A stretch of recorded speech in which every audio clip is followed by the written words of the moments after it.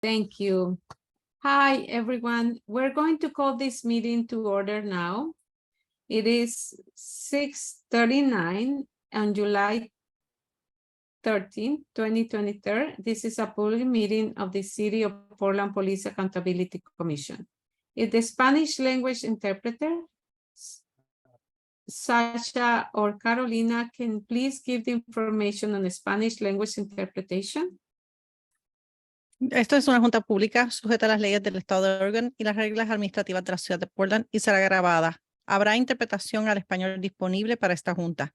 Para poder acceder a la interpretación, debe pulsar sobre el icono del globo al fondo de su pantalla y luego interpretación y seleccionar español. Pueden enmudecer el audio original para escuchar solamente al intérprete, pero continuará viendo la presentación original. Gracias. Muchas gracias. The city also offers ASL interpretation, which is being provided by Christine and Mary. Please pin their video feed to see their interpretation throughout the meeting. The closed captioning is turned in Zoom as another means of assistance, but please note that this is an automatic captioning service and is not always accurate. The city supports access to meetings of the Police Accountability Commission and can provide other language support as well. Please email in advance of future public meetings, either as a response to a public meeting notice or directly to policeaccountability@portlandoregon.gov to ask for other access assistance, including interpretation into other languages. This meeting is a public meeting subject to the City of Portland Administrative Code and Oregon State Law and is being recorded. For this meeting, the chat function is enabled for commission members to communicate with each other. Members of the public will be able to ask questions using Zoom Q&A feature. As the commissioners are presenting and or discussing things and attendants have questions, please feel free to submit them through the Q&A. We hope to use this feature to help guide our conversation during the meeting and future meeting and agenda topics. We'd like to be clear that not all questions will be answered during the meeting, but if answered, both the question and answer will be visible to you and will become part of the meeting record. To access this feature, just click on the Q&A icon to the middle of your screen. And now we'll pass with one of the co-chairs to do the land acknowledgement. Thank you, Victoria. My name is Christian. I use any pronouns, but people use they and he for most of the time, which is fine. I'm one of the co-chairs for this phase, and I'll read the land acknowledgement. We're using the land acknowledgement that's on display at City Hall right now. We've moved around a little bit throughout the course of the work, if anyone remembers, who's paid attention for a while.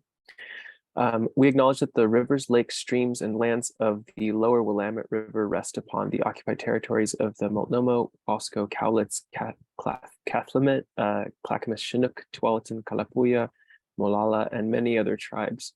We recognize the many villages, traditions, cultures, and relationships that existed along the river since time immemorial. We recognize these tribes stewarded these lands and rivers since time immemorial for future generations. We recognize and undertake responsibility for the destruction of the river and land, of traditional food sources, sacred places, and multifaceted ways of life. We acknowledge the economic and social values that enabled the harm to the river, that enabled the harm to the river, including systemic racism, classism, and other systems of oppression that perpetuated harm against Black, Indigenous, and immigrant communities along the river. With this acknowledgement, we commit to honoring and learning from the past in working towards a more equitable and sustainable future for the lower Willamette River. We commit to seeking solutions that acknowledge the inequities of past socioeconomic policies and the harm done to people and our relationships to these lands and waters. I hope I didn't do that too fast. I tried to slow down towards the end with the interpreters. Thank you. Thank you, Co-Chair Christian. Now we're gonna review the community agreements. I want to remind everyone there is 3 pages. We will read it and then I will ask the question.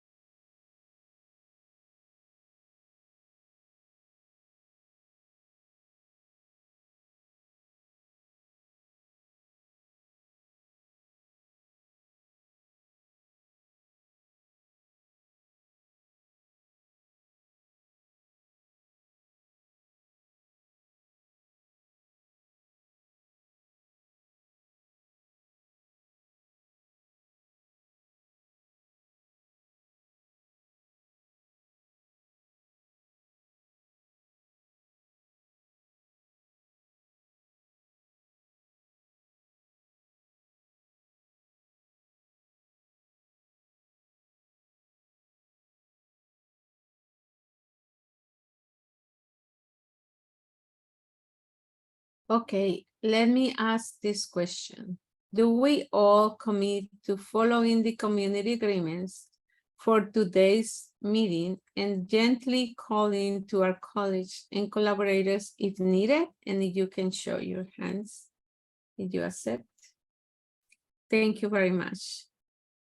I will pass it over to the co-chairs to discuss the timeline.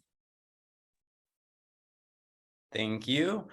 Hi, I am Tim Pitts. I'm one of the co-chairs of this phase, and I use he, him pronouns. The Police Accountability Commission has split its work into 6 phases, and it is now in the 5th phase of work, transition plan and broader system. The commission will work until the end of August 2023 and will present its proposals to the City Council for their consideration and approval after it finishes meeting.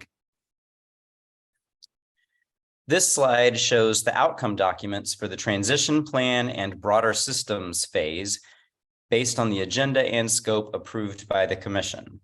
Now that the PAC has developed a rough draft of what the new accountability and oversight system will look like, the PAC will in this phase develop a transition plan for how to get from here to there, an understanding of how the process of implementing the new system will change or interact with other police oversight systems and levels of government, and also will name the new oversight board and bureau.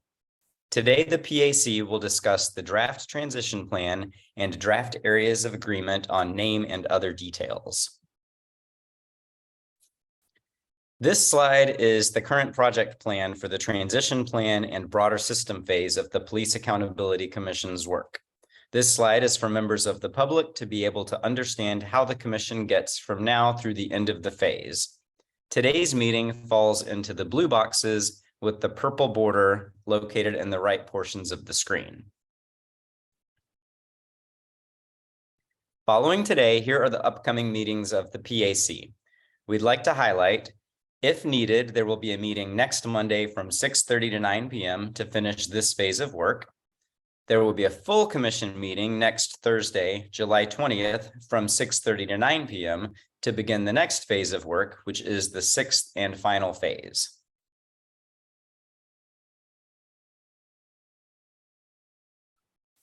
Today, we will have discussions on the draft transition plan and on the draft areas of agreement on name and other details, as well as phase of work transition tasks and public comment.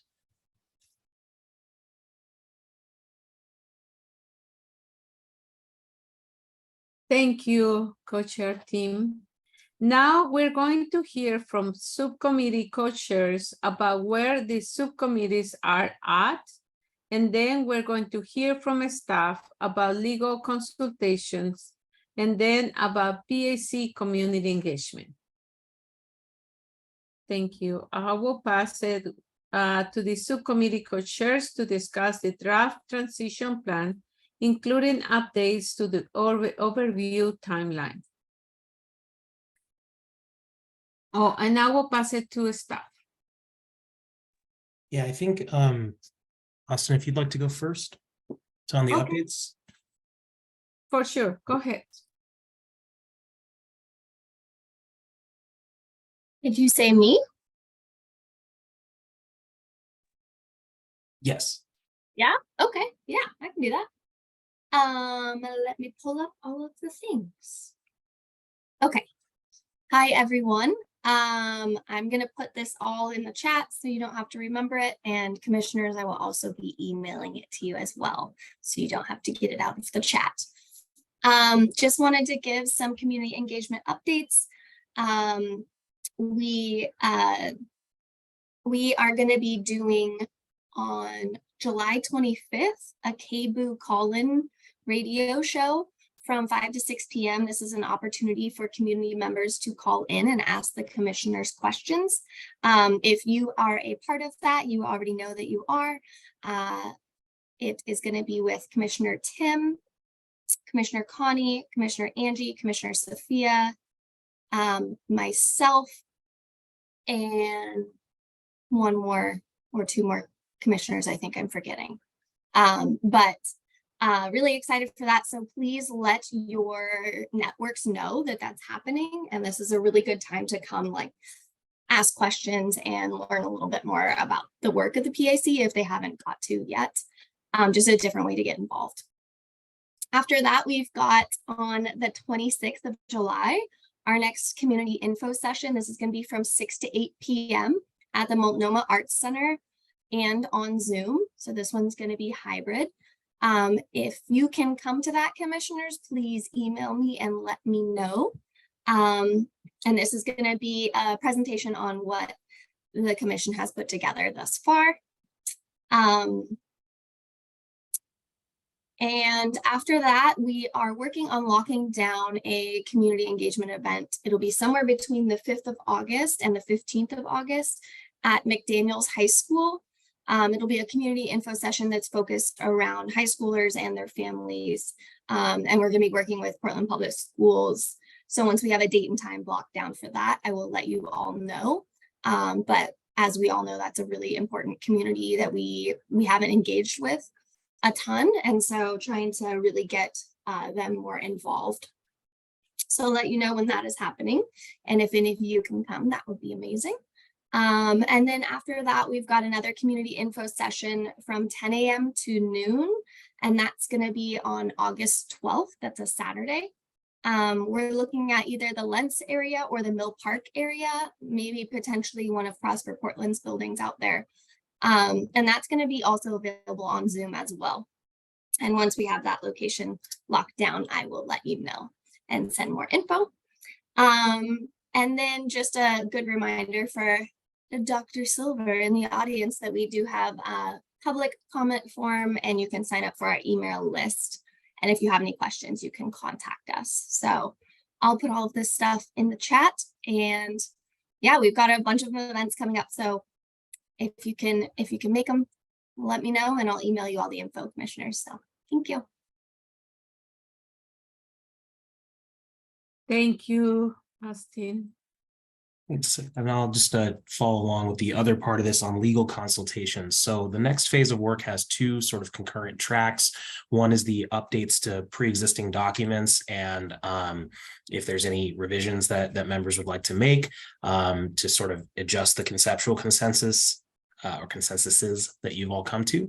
But in parallel to that will be the legal consultations, which is how the outside legal counsel will be preparing draft versions of legal text designed to reflect the intent of the members of the commission in previous documents.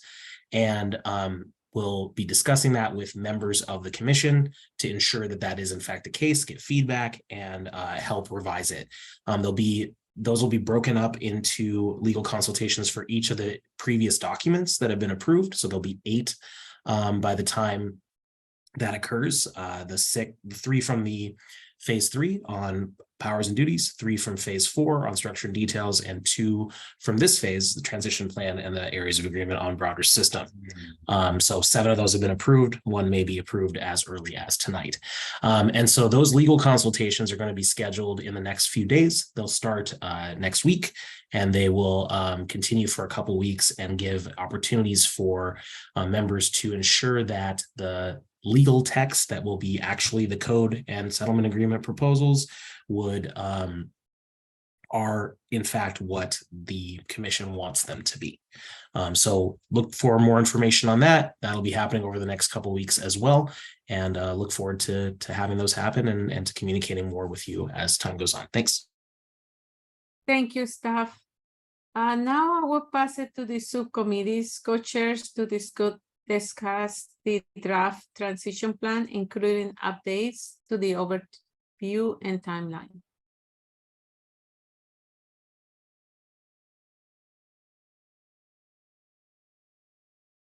Well, good evening, everyone. I'm Faith Aiken. I use she, her pronouns.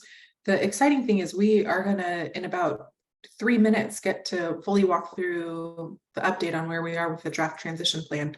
So you'll see that staff sent out yesterday. So thank you to Jamie and Samir for sending out an updated timeline and definitions along with the rest of the document. Catherine, I don't know if there's any context you want to share about the document before we move it forward. No, I think we can just get going. Thank you. And before we get to that, we are going to, before starting the conversation, we're going to run the document. The PAC will review the values and goals document that was approved last March, which includes self-imposed standards for future work of the PAC. As you are reviewing the document, please consider whether it meets your own standards, and you can adapt the document so that you are sure it does by the time you make a decision on approving it. I'll pass it to staff to review values and goals. Yes, thank you. So there are 4 pages here. We'll just try to make it zoomed in as much as possible. And we'll scroll through. Please feel free to ask if you need anything scrolled through again. And at the end of this process, we'll ask both full commission, but in particular subcommittee co-chairs, if there are any parts of this, either a value, a goal, or a consideration / success criterion, which may be particularly relevant that you would suggest the commission look at for this particular document.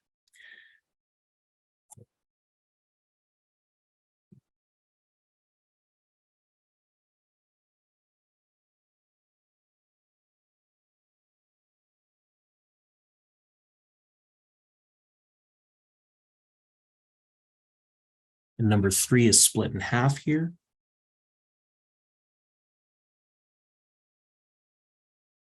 Yeah, I think similar to our colleagues last week, all are important, and particularly I think number 5 and 6, which are effectiveness, community-centered and effectiveness, feel particularly important.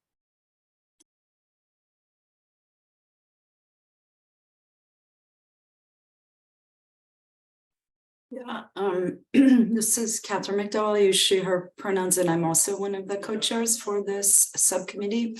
And I would just say my sense is really that, you know, to the extent that each one of our documents and each one of our sets of suggestions was designed to facilitate or try to accomplish these goals, the transition plan document is really about how do we successfully get that new system in place and do it as quickly as possible, because we believe that the new system that we are designing, that we have designed, better accomplishes these goals than the existing system. So that's really I think the goal of the transition plan is to figure out how we get from what we currently have, which we know does not has many problems and does not accomplish anything on this list, to the new system, which at least moves us in the direction of accomplishing many of these goals. So that's my observation about how the goals and values fit into our discussion tonight. Thank you.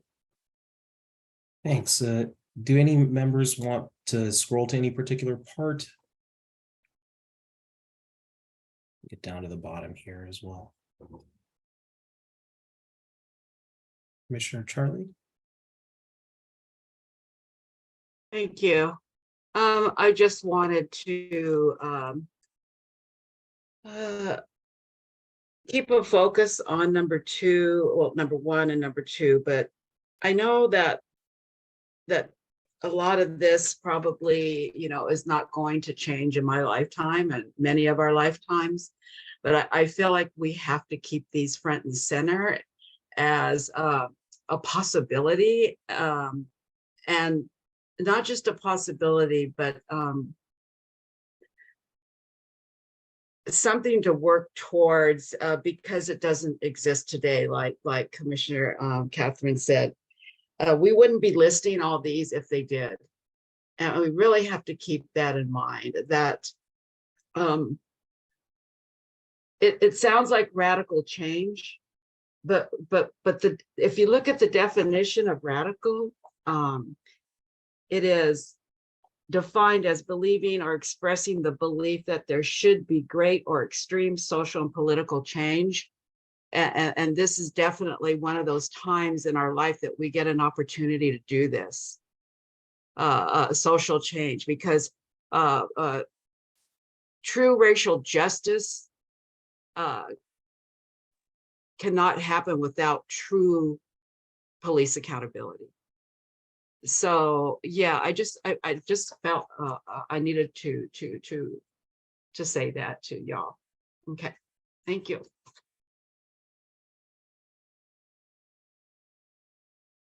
Thank you very much, Commissioner Charlie.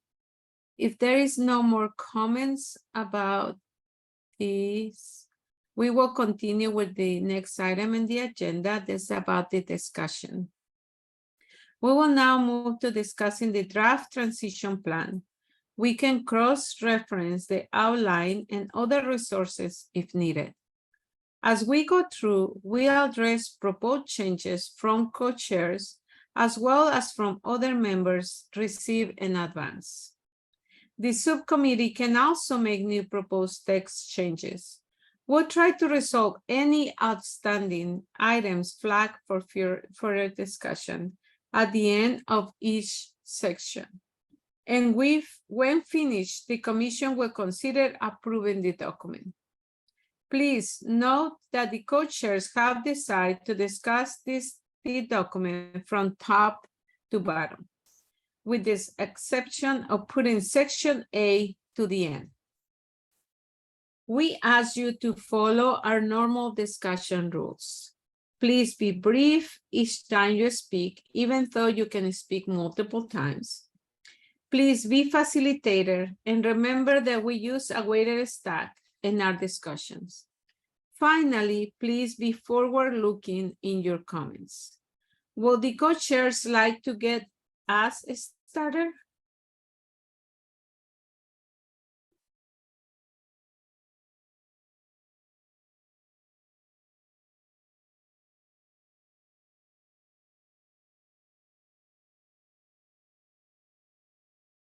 Yes, hello. We have a document to review and hopefully get to agreement today. So I want to make sure that I'm on the same page with my co-chair. I think we talked about actually just going top to bottom. So is that a thumbs up from you to just start with section A? Yeah, I think the idea was that we would go through section A and just use it as an overview of the document, but not ask for comments or approval on that. Then we go B through F and then end up going back to A and incorporating any changes that we make in sections B through F into A at the very end. A is basically a summary document, summary of what's in the rest of the document. So if that makes sense to you, Faith, I think we will just quickly explain section A to folks and then move into discussion beginning with section B. Great, thank you. Okay, yes. So amazing, we're gonna, I'll start off here with the definition. So again, we're not gonna be talking or voting on this language, but just to provide a context for the sections that are upcoming. So an important definition that we want to talk through is the transition team. So the transition team is the term that we are using for transition staff plus transition volunteers. Transition volunteers are up to 12 volunteers working on setting up the oversight board prior to the appointment and training of the initial 33 board members. And then the transition staff, at least 3 paid City of Portland employees led by a transition manager working on setting up the oversight board and bureau prior to the hiring and training of its first director.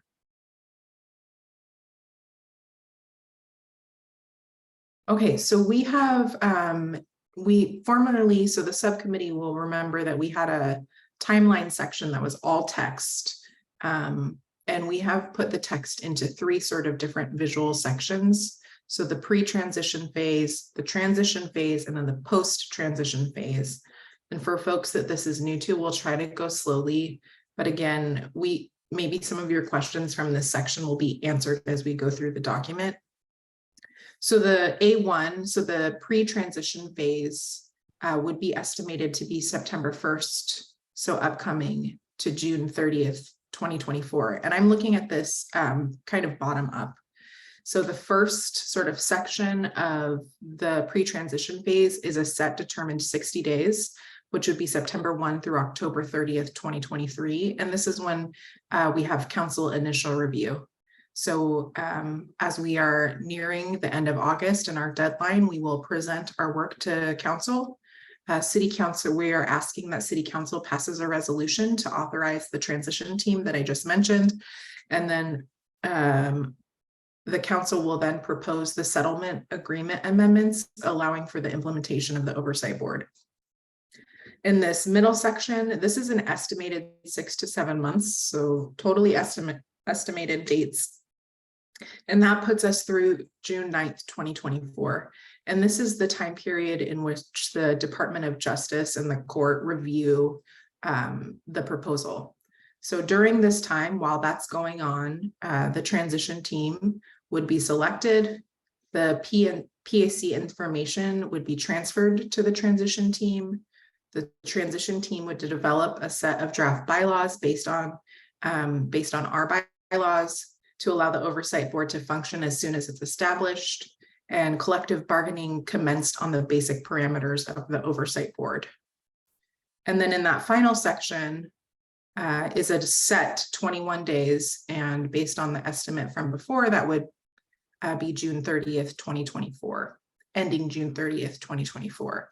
So this would be the time that council has a final review, so that council approves the final text of the settlement agreement amendments, vote on PAC code change recommendations, collective bargaining concluded, and other legal requirements would be satisfied, and then applications for new board members would be developed.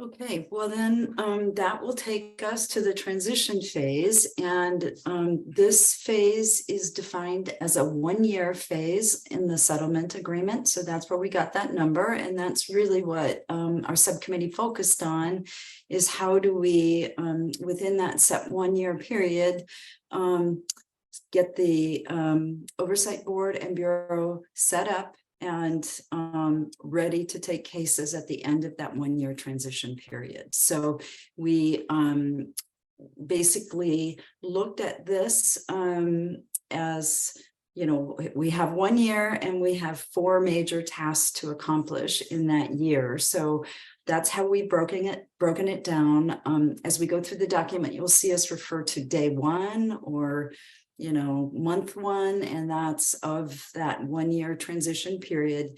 beginning after the city council gets through that 21-day period and the board officially exists. So that's in that first column. The board officially exists. And the first thing that the transition team is going to do, hopefully it will have been able to develop the board application materials, but the board, irrespective of how far it gets on that, the transition team's first job will be board member recruitment, appointment, and then the development of governance documents. So basically, as quickly as possible, we are working to get that new board set up, and we've actually asked or suggested that once the names are submitted to City Council, that it acts on those names within 4 weeks. Once the new board members are appointed, their first jobs will be to draft the job description for the new director and to develop the governance documents necessary to move forward. So then that moves us to the first job, that second column over from the left, the hiring of the director. So the transition team will still be on the scene and will be working now with the new board to start basically working on the transition plan with the recruitment and hiring of the new director. Then the transition team will be there working and training the new board members and the first director. Then we move over to the third column, which we have the new director in place. We have a board in place, and now we need to get busy setting up the organization itself. So the transition plan contemplates that director would move quickly to hiring staff, at least the skeleton staff necessary to begin taking cases on that day, the first day after the transition phase is done. So we've suggested that the hiring prioritize staff that are critical to the intake and initial investigation process. So that would be the intake, the navigators, and the investigators. And then moving over to the fourth column, once the director has hired that basic set of staff, obviously the training of the staff needs to take place. So at that point, we'll have the transition team still in place. So they would be assisting on the training, but we'll also be looking to peer training from current and former members of the CRC and civilian members of the PRB.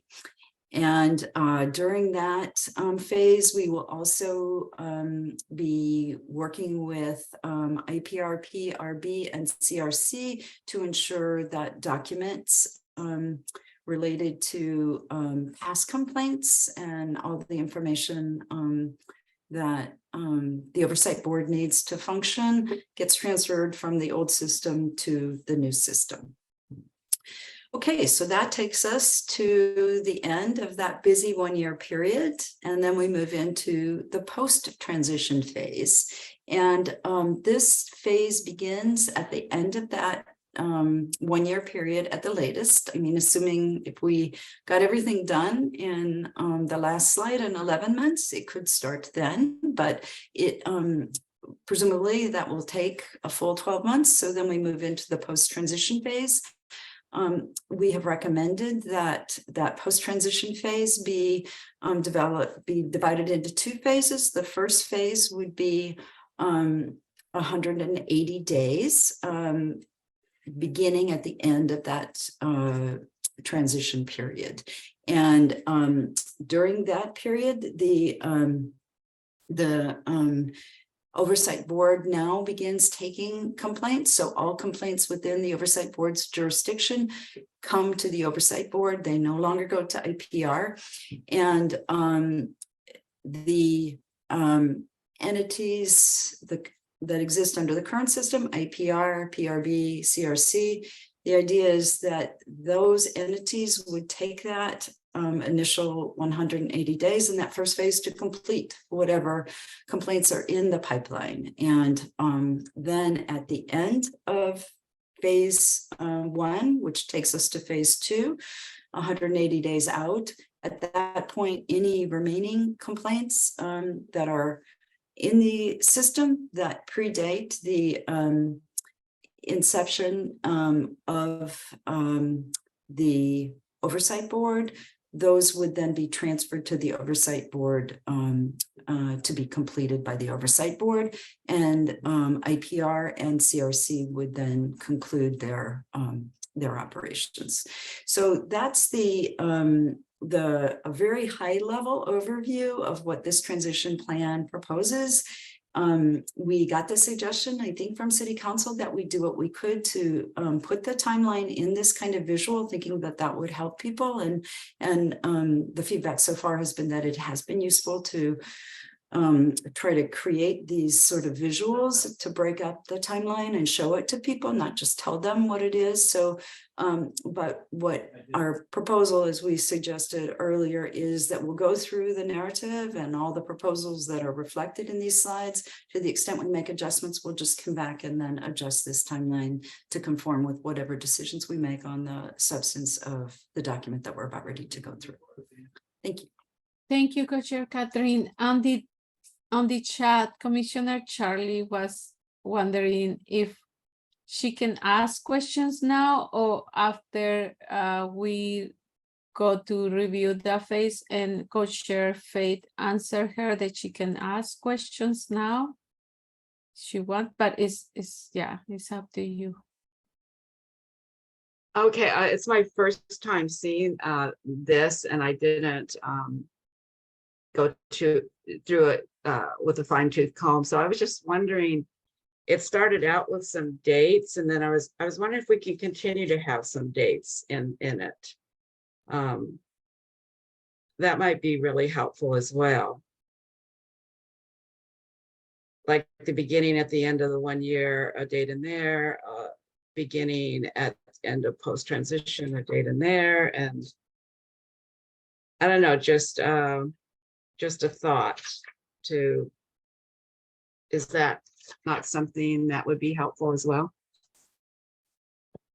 Yeah, I think it's certainly possible to do that. They would all just be estimated, sort of building on the prior estimated dates, but that certainly could be done because we would just, basically it's 1 year from the estimated date that the board is approved, and then 180 days after that. So I think all those dates could be calculated and might be useful for people to see, at least on an estimated basis, what we're talking about.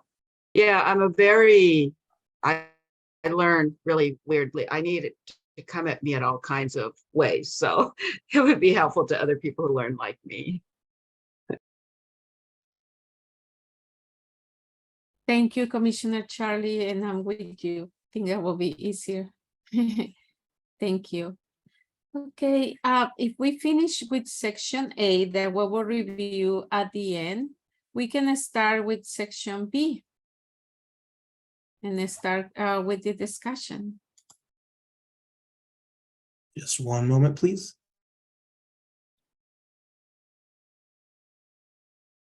Thank you.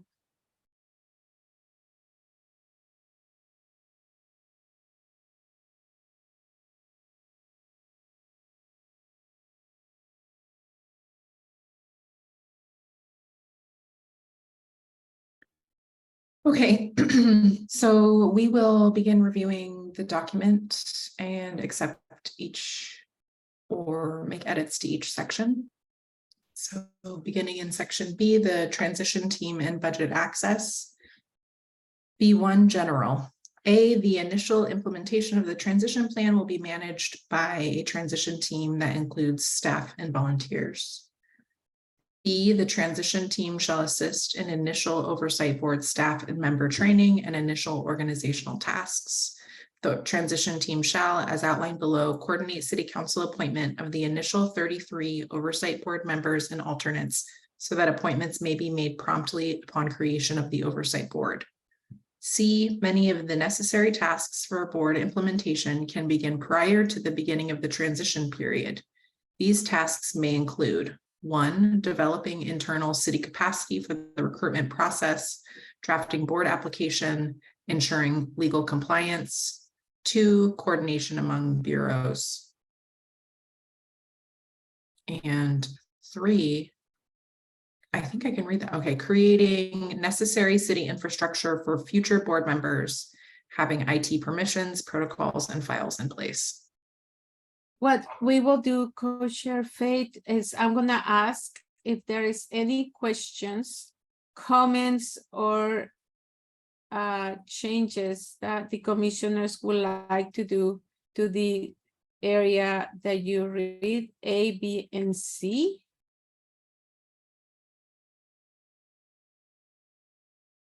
Do you have any questions or comments? And I'm gonna give, yes, Co-Chair Christian. Hi, yeah, I had a brief question that I think you might have answered earlier, but if you did, just remind me, because I might have missed it. The transition team that's made up of staff and the like, how was there any discussion of how they would be selected or where they would pull from, like what staff? Because I assume that the staff for the actual board wouldn't have been selected by that point. I just can't remember if there was an answer to that before. Apologies. I think on the transition staff, that is something that we have made the recommendation, and our hope and trust is in the city of Portland to find the staff. So you'll find that the way it's written, I think a little further down is staff, thanks Dan, section B2, staff that are familiar with the work of the PAC. Thanks both of you, section B2, it's coming. Thank you. Thank you, Co-Chair Christian, and thank you, Co-Chair Faith. I will ask the question again if there are any other additional questions, comments, or what we are reviewing. I don't know, we can put it again for the A, B, C, for the section B. And if it's not additional comments or questions about B1 general ABC, can we move on? Thank you. Then we will get with the next one. Thank you.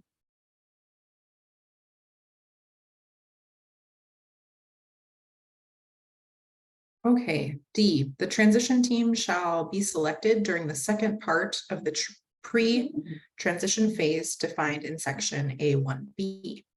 E, the city attorney's office shall ensure that members of the transition team are present for any mediation with the U.S. Department of Justice related to the implementation of the Oversight Board.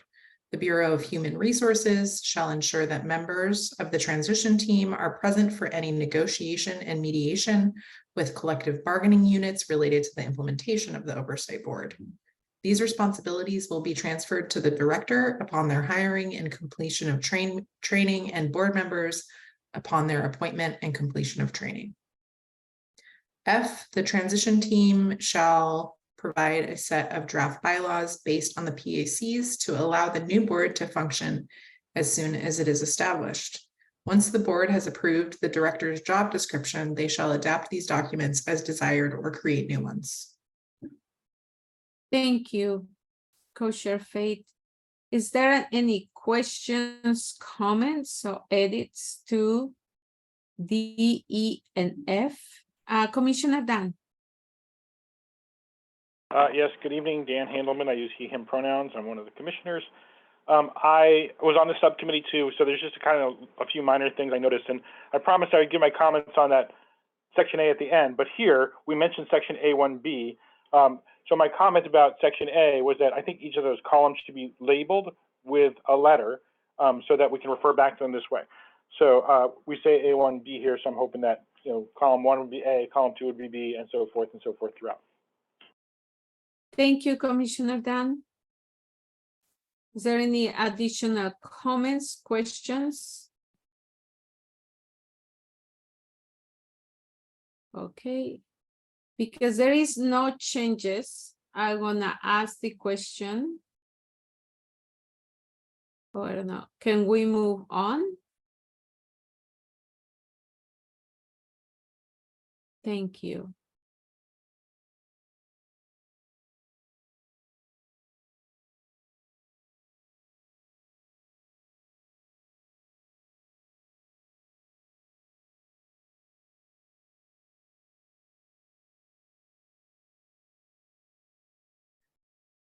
Okay, B2, transition staff.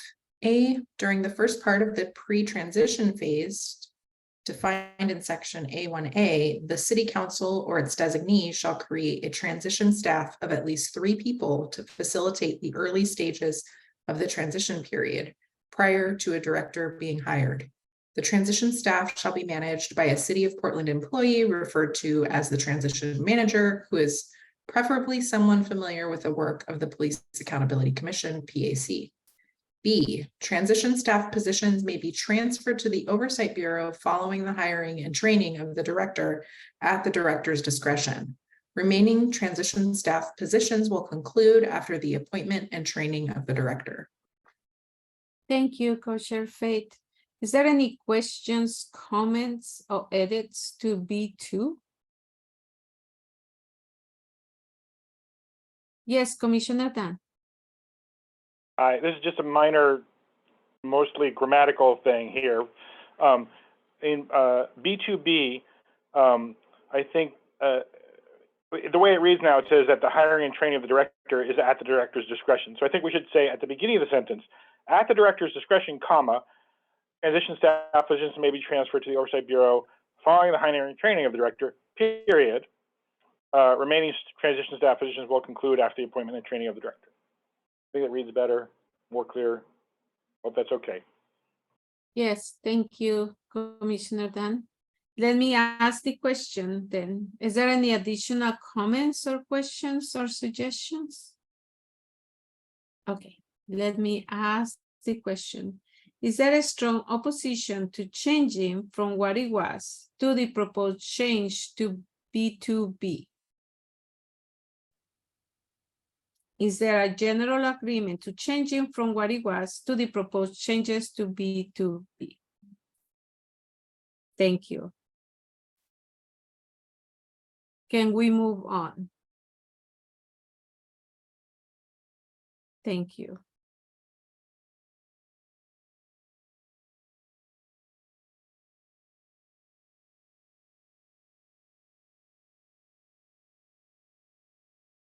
Okay, B3, transition volunteers. The transition staff shall appoint a group of up to 12 transition volunteers who recuse themselves from the initial appointment of board members. These volunteers will be drawn from former members of the PAC and current or former members of the CRC and any other volunteer entity being concluded as part of board implementation. B, the transition volunteer group shall conclude after the appointment and completion of training of the first oversight board members, that these volunteers should remain available as a resource to new oversight board members. Thank you. Is there any questions, comments, or edits to B3, A, and B? Yes, co-chair, I'm sorry, co-facilitator Christine. Hi, Victoria. I believe that there was a comment by Commissioner Dan in the chat. Just yes, I saw that. Co-chair, Commissioner Dan, would you like to get back to B2? Okay, let's get back. Staff said would do that after we're done with B3. Thank you. Okay, let's go to B3 first. Is there any questions, comment, and thank you, facilitator Moses, thank you. Is there any questions, edits on B3, A, and B? Can we move on? Thank you. Then I'm gonna pass it. I'm gonna do B2 again for the changes. And Commissioner Dan, can you just say for the record, please? Yeah, it's just a couple of words got crossed out that shouldn't have been crossed out. Okay. Right. The staff has it correct now. Okay. I'm gonna have to ask again just for B2B. is there a strong opposition to changing from what it was to the proposed change as it looks now? Is there a general agreement to changing from what it was to the proposed change as it looks now? Thank you. And before we move to B4, I'm gonna pass it to staff. Thank you. That was for this too. So it's all resolved now. Yeah, Okay. we can go on to B4. Thank you. Thank you. Now B4.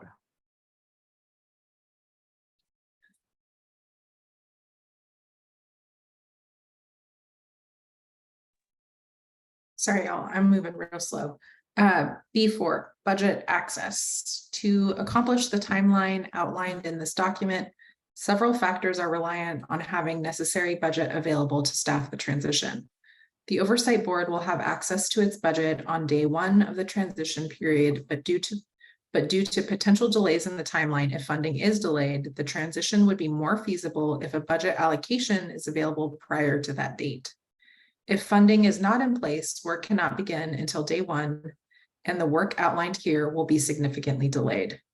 These delays could place the city out of compliance with the charter and potentially the settlement agreement. Thank you. Thank you, Co-Chair Faith. Is there any changes, edits, or questions for B4A? Yes, Commissioner Dan? I just, again, to help with the readability of this for people who aren't as familiar with our nomenclature as we are, I think that when we say stuff like day one of the transition period, maybe in parentheses, and I don't know if we have to vote on this or not, but maybe in parentheses just say the section in Part A where they can refer back to that, so that it's easy for people to find what we're talking about in that visual representation. Thank you, Commissioner Dan. And I think if we make any additional change, we need to go through the process. Are we gonna, or just like that? Okay. If we just do it like that, staff. Yeah, just if that's trying to understand the intent here, if the goal is not to necessarily have it be a textual change, Commissioner Dan, we could definitely add it in as a citation footnote. We have done that in the past without needing a vote, if that's preferable to you. Or there could be a text proposal if that's also preferable, whichever. What do you think? Okay, well, I hear your question. I think it's easier not to have to jump up and down to the footnotes.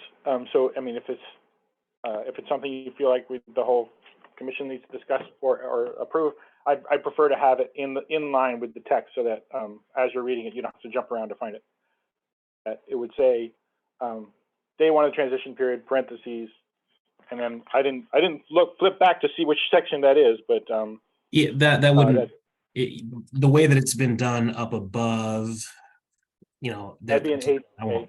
Yeah, that would be definitely possible to do without needing, if it's just a parentheses section A1C or something.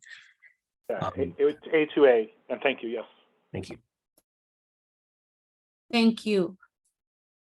Can we move on? Thank you. Staff, your hand is still on. Would you like to ask a question? No, okay, thank you. We can move on. Okay, B. The timeline outlined in the recommendations of this document assume that necessary budget and support will be in place to accomplish the transition. Necessary budget and support includes, at a minimum, 1, authorization for 3 staff positions, including the transition manager; 2, funding for outreach, recruitment, technology, and transition staff of at least $700,000 of the Oversight Board's budget allocation for the transition fiscal year or years. Access to this funding will be made available to the transition staff upon their appointment. PAC recommends that it occurs during the pre-transition period. C, remaining portions of the Oversight Board's budget allocation for the fiscal years in which the board members are appointed and the director is hired would remain accessible to the board and director. Thank you. We have a comment here. Oh yeah, for the parentheses. But besides that, is there any comment, questions, or edits for B and C?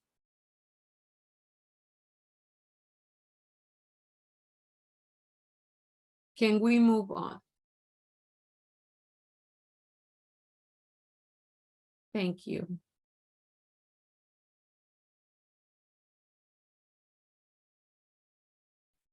Okay, new section, section C, initial member appointment and training. C1 is member appointment. Subsection A, applications for board membership should be available during the pre-transition period, but no later than month 1 of the transition. Transition staff will manage the application process and the transition team will conduct outreach to the community. Subsection B, the transition team will review applications and will submit to the City Council a set of eligible candidates to consider. Subsection C, the PAC requests that Council determine appointees within 4 weeks. The City Council shall review the applications and then will notify transition staff of desired appointees so that appointments can be placed on the Council agenda at the next opportunity. Appointments made before January 1st, 2025 will be made by the full City Council, including the mayor and 4 commissioners. Appointments made after January 1st, 2025 will be made by the vote of the 12 members of the City Council. Thank you, Kosher. Is there any questions, comments, or edits for C, C1A, B, and C? Yes, Commissioner Dan? I just want to flag this for later, that I think that the applications position in section A needs to be moved, but we can do that when we go back to section A, based on the text we have here. Okay. Thank you, Commissioner Dan. Can we move on?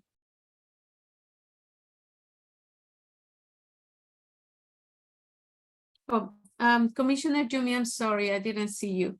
No worries.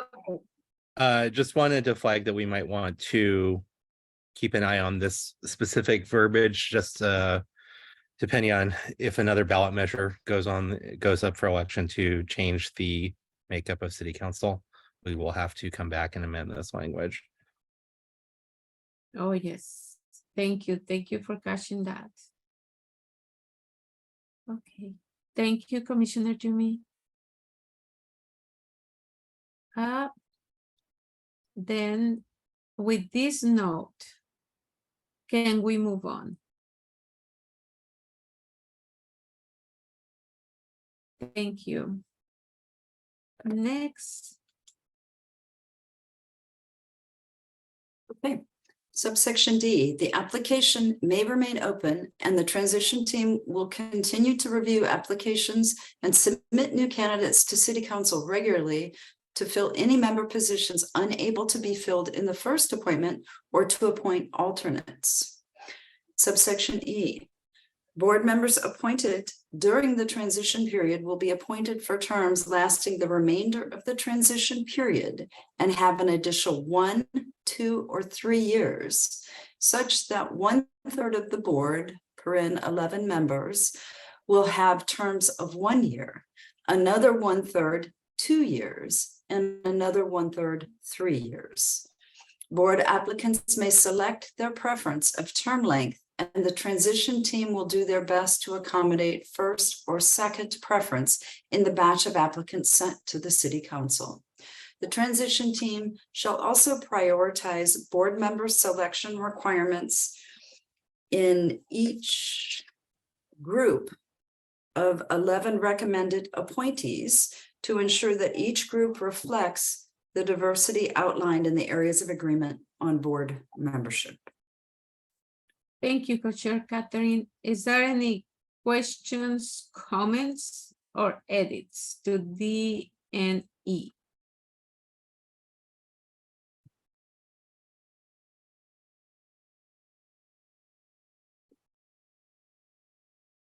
Can we move on? Thank you. Okay, subsection F. Board members will begin to receive compensation and other forms of support upon appointment. It is anticipated that different parts of the member support structure will take effect at different times, with some portions not taking effect until after the transition period. Thank you, Co-Chair Catherine. Is there questions, edits, or comments for section F? Can we move on? Thank you. Okay. C2 is initial board member training. Subsection A, after council appointment, board members and alternates shall go through training. Subsection B, training that will normally be organized by staff may be delivered utilizing a trauma-informed approach by transition staff or by experts and affected parties, including but not limited to civil rights lawyers, public defenders, civil rights activists, and members of over-policed communities, such as BIPOC, immigrant communities, people with mental illness / addiction recovery, houseless community. Thank you, Co-Chair Catherine. Is there any comments, edits, or questions for C2A and B? Commissioner Dan? This is just another flag that I think where the peer training, the training for the board members is in the section A needs to be adjusted. Thanks. Thank you, Commissioner Dan.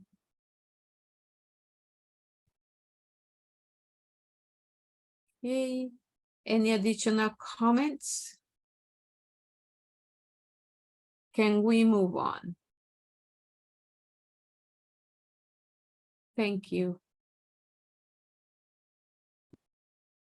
Okay. Subsection C, peer training, which normally will be conducted by one or more existing board members, will be done by current and former members of the CRC and civilian members of the Police Review Board, or PRB. After completing training on handling of confidential materials, the oversight board members will review case files in CRC appeals and PRB cases, consider the findings in those cases, and attend the hearings without interfering as part of their training on how to review complaints. Thank you, Co-Chair Catherine. Is there, besides the two corrections that staff made, is there any additional edits, questions, or comments for C?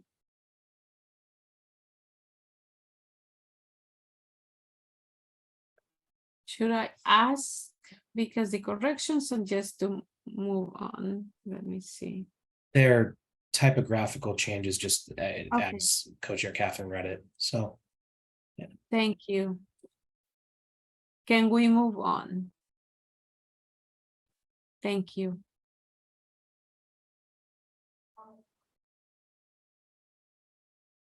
Okay, it is 7:41. Let's have a 6 minutes break, or 7:42. Let's have a 6 minutes break. Let's come back at 7:48. Thank you. Thank you. Let's continue with the rest of the document. Thank you.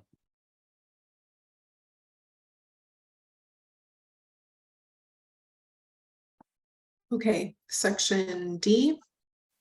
Initial staff hiring and training, D1, director hiring. As soon as the board members have been appointed by City Council, the search for a director will commence. A draft job listing will be prepared by the transition team for review by the board. Then transition staff will post the job and conduct community outreach so the community is aware of the position. Transition staff shall share these applications with the board. The board will then follow the procedure from the PAC's areas of agreement on oversight staff to hire the director. D2, priority staff hiring during transition period. Once the director is hired, they will work with the transition team to recruit staff applicants for the Oversight Bureau. The director will prioritize the hiring of intake staff, navigators, and investigators to ensure the oversight board is able to begin receiving and investigating complaints by the end of the transition period. During the transition phase, the director may also wish to hire the auditor, monitor, inspector general, and legal counsel to ensure a smooth ramp up. If so, as outlined in the PAC areas of agreement on oversight staff, the board shall be involved in hiring those positions. Thank you, Co-Chair Faith. Is there any questions, edits, or comments besides the comment that staff put in the chat for everyone? ND1, ND2. Yes, Commissioner Dan? Hi, I hope you can hear me. I got the air conditioner on in here. It's 85 degrees where I am.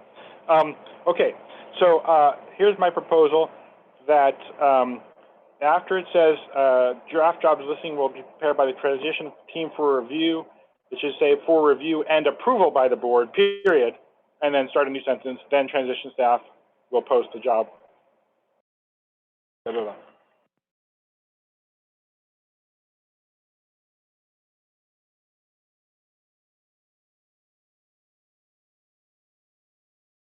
Thank you, Commissioner Dan. Is there any additional changes, comments, or questions? Okay, for D1, I'm gonna ask the questions then. Is there a strong opposition to changing from what it was to the new proposed change? Is there a general agreement to changing from what it was to the proposed change? Thank you.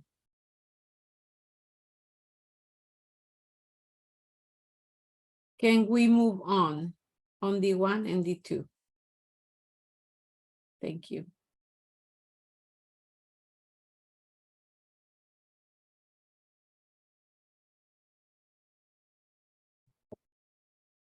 Okay, D3, staff training. The transition team and oversight board are responsible for ensuring the director undergoes training upon hiring. B, the director is responsible for ensuring all other oversight bureau staff undergo required training upon hiring.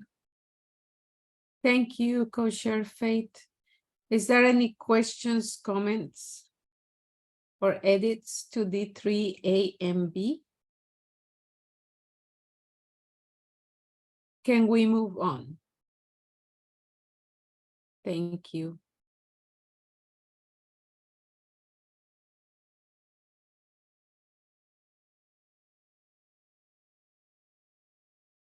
Sorry. Section E, transfer of files and information from current systems. Subsection E1, police, Portland Police Bureau and other City of Portland transfer of information. A, the Oversight Board will have authority to obtain information to provide an administrative response to allegations of misconduct and to conduct oversight effectively. The methods for obtaining information will include, but will not be limited to, compelling testimony, subpoena power, and access to police records, data, and body camera footage. B, necessary members of the transition team, after training on confidentiality, will have access to information and data related to cases reviewed by IPR, the PRB, and the CRC only as needed to prepare trainings for incoming board members. C, during the transition period, after training on confidentiality, the incoming board members will have access to all information and data related to cases reviewed by IPR, the Police Review Board, and the Citizen Review Committee. Thank you, Co-Chair Catherine. Is there any questions, comments, or edits for E1, A, B, and C? Commissioner Dan? Yeah, as I was rereading this document today, I'm realizing we didn't talk about cases reviewed by internal affairs. Now, technically speaking, anything that came from a community member and was investigated by Internal Affairs, was a case reviewed by IPR, but I don't know if we should put Internal Affairs into all these mentions of these other entities as well. I don't know if that's a legal question or just something that we want to decide on our own now. Yes, thank you, Commissioner Dan. Co-chair Tim. Yeah, I think that's a good point, but I wonder if we should say as appropriate or something like that, because I know that there are some cases that, as I understand, Internal Affairs would still continue to investigate under the new system if it's a truly internal situation. So I don't want to alarm City Council or other people that might read that as thinking that we're trying to get the new board involved in areas that they're not exactly supposed to be involved in. And Co-chair Tim, do you have a suggestion on the text? I mean, maybe if it's appropriate, like a parentheses after each time Internal Affairs is mentioned, and somehow it says as appropriate, or a footnote or something. I'm not sure the best way to articulate it, but I guess that's my thought, is just throwing Internal Affairs in there without a footnote or an explanation. You know, maybe as appropriate would be the right way to go, or as applicable. Maybe I defer to somebody else though. Sorry. Thank you. Commissioner Yumi. If the as applicable language doesn't work, you could also just say earlier on in that sentence, you could say data related to civilian cases.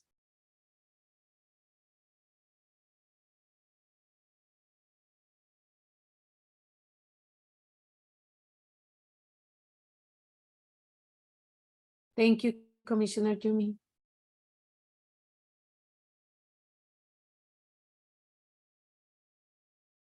Okay, is there any additional comments or questions? I would just say that civilian addition maybe would also be appropriate to add. Yes, great, staff's caught that. Thank you. Thank you, Co-Chair Catherine. Yes, Commissioner Sima. Hello. Yeah, question is for me, should we add more general language?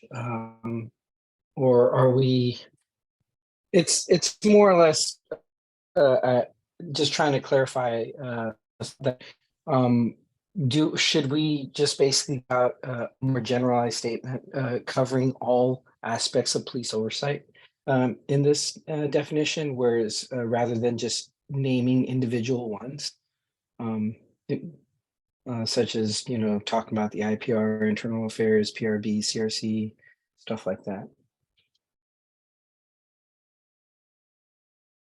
Yes, thank you, Commissioner Sima. Commissioner Dan?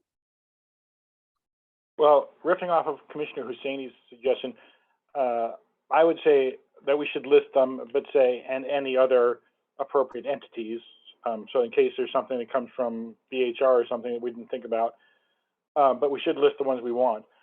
Civilian filed cases bothers me a lot because that means any case that was flagged by IPR or somebody else, such as a deadly force case, wouldn't be turned over. So it'd be cases involving civilians instead of civilian filed cases. Thank you.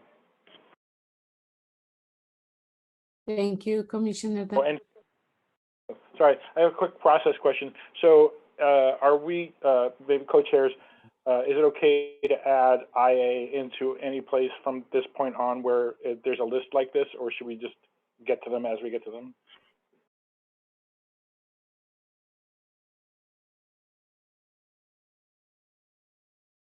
I think we might need to get to them when we get to them, because it may be in other contexts, it would not make sense. So let's just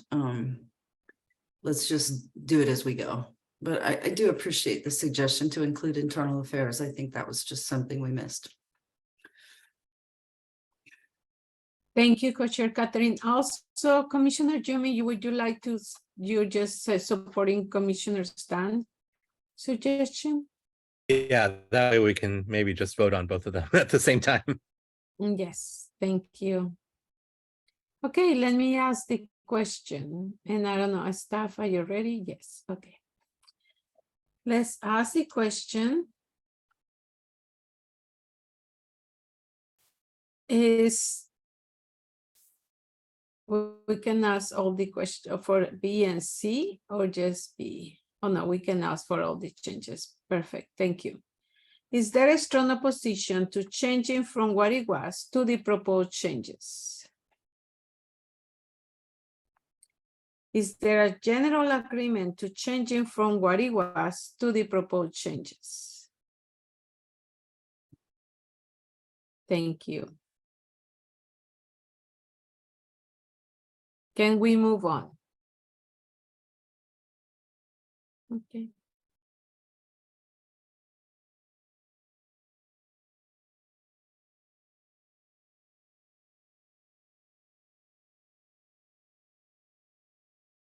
Okay. E2, transfer of information from the Police Accountability Commission. A, all information and data collected by the PAC will be transferred to the transition team upon creation of the transition team. All information and data collected by the PAC and the transition team will be transferred to the Oversight Board upon creation of the Oversight Board. In the event the transition team and the Oversight Board exists concurrently, all information and data collected by the transition team will be made available to the Oversight Board on an ongoing basis. Subsection B, the PAC values and goals, PAC bylaws, and PAC community engagement framework will be given to the Oversight Board members as model documents to assist in creation of the Oversight Board's internal process documents. Thank you, Co-Chair Catherine. Is there any questions, edits, or comments for E2, A, and B? Can we move on? Thank you. Okay, E3, and this may be an area where we need to think about adding internal affairs also. Information from IPR, PRB, and the CRC. During the transition, subsection A, during the transition period, independent police review, IPR, the Police Review Board, PRB, and the Citizen Review Committee, CRC, will transfer to the Oversight Bureau all information and data from previous complaints. The transfer will follow all applicable local, state, and federal laws and policies regarding privacy and transparency. Subsection B, if the transfer of information and data from these agencies cannot be completed in the transition period, the Oversight Bureau will work with the IPR, PRB, and or CRC to create a plan to transfer information and data within a reasonable time frame not to exceed 1 additional year. Thank you, Co-Chair Catherine. Is there any questions, additions, or changes to E3AB? Commissioner Dan? Yes, as Co-Chair McDowell mentioned, I think internal affairs should be added to the subheading of E3 and to subsection A and subsection B. I'm also concerned about the use of the word complaint. Again, this is one of those things where you don't notice it sometimes until you read it for the 3rd or 4th time. Where it says complaints, it should say complaints and misconduct investigations, again, for cases that weren't generated by a complaint, but were investigated anyway. Thank you, Commissioner Dan. Is there any additional comments or questions? Yes, Co-Chair Christian. Okay, thanks. I just want to make sure I understand the last bit of B, subsection B, that says not to exceed 1 additional year. Is that 1 additional year following the estimated year it would take to do the transition? I just want to make sure I have the timeline correct in my head. Yes. Okay. Cool. So it would be we're basically contemplating that these information transfers would occur in that 1-year transition period. And then if that won't work, if that can't be done, then it would be a reasonable time frame not to exceed 1 additional year. It would be the 1st year of the post-transition period. Okay, cool. So it would be during the post-transition. It wouldn't be adding a year. Gotcha. Cool. Okay, thank you. Thank you, Co-Chair Christian. And Co-Chair Catherine. Okay, is there any additional questions? Okay, I will ask the question. Is there a strong opposition to changing from what it was to the proposed changes to A and B? Is there a general agreement to changing from what it was to the proposed changes? Thank you. And staff, would you like to say something? You raise your hand. No. No? Okay. Can we move on? Thank you.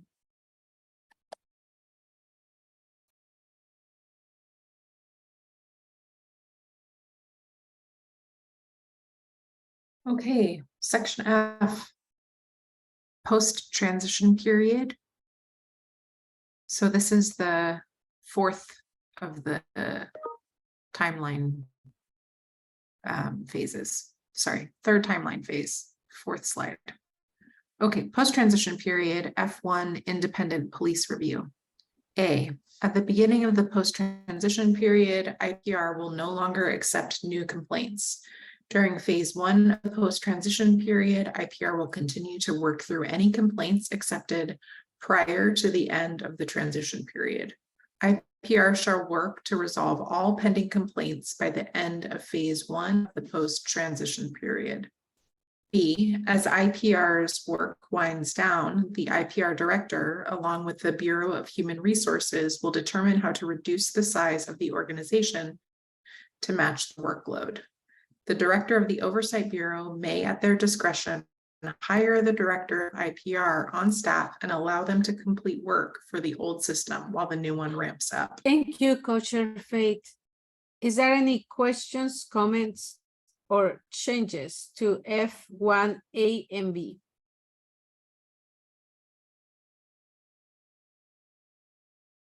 Can we move on? Thank you.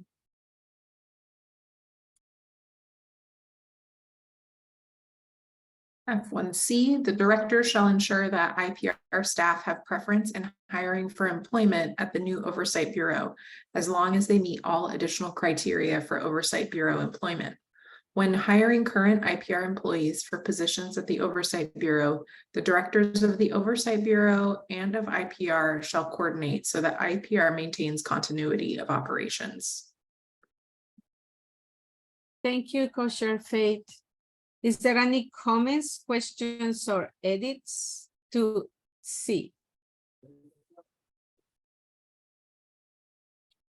Can we move on? Thank you. Okay, F2, Citizen Review Committee. The CRC will continue to hear appeals during phase 1 of the post-transition period. CRC shall work to resolve all pending appeals by the end of phase 1 of the post-transition period. B, during phase 1 of the post-transition period, the city will maintain full membership of the CRC so that they can hold hearings and participate in PRB hearings where CRC members are required. C, CRC members may serve on both the CRC and on the Oversight Board during the transition and post-transition periods. Thank you. Is there any changes, comments, or edits to F2? Can we move on? Thank you.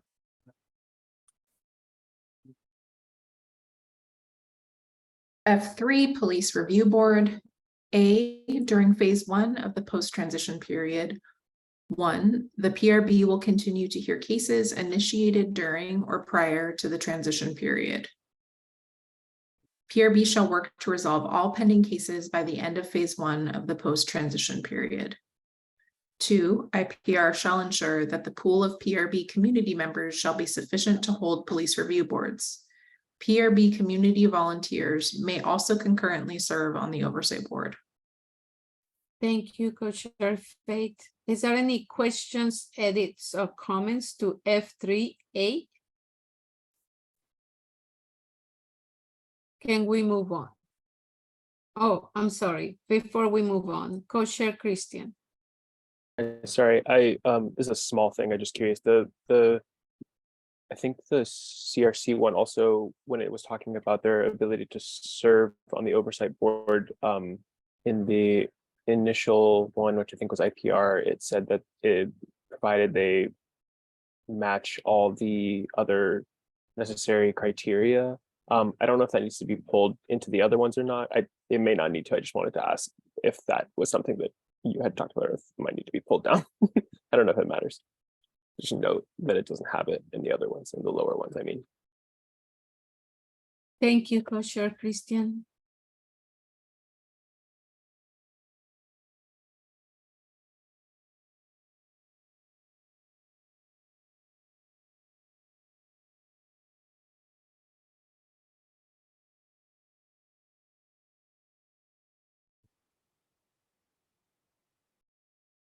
Yes, staff. Looking for the exact words here, can't seem to find them, but if you have a proposed text change, to add that to the end. Sure, yeah, just provided they meet all the other necessary criteria.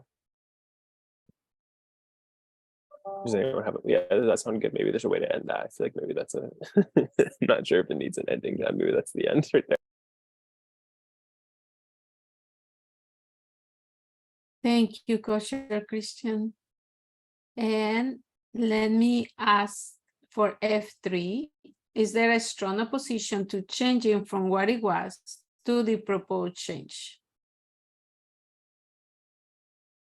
Is there a general agreement to changing from what it was to the proposed change? Thank you. Can we move on?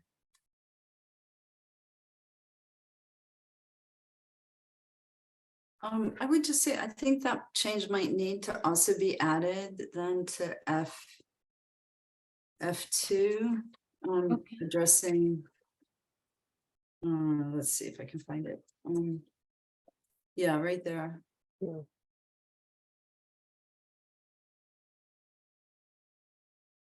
Thank you for catching that, Commissioner, Co-Chair Catherine, and I can ask the question for C, F2C.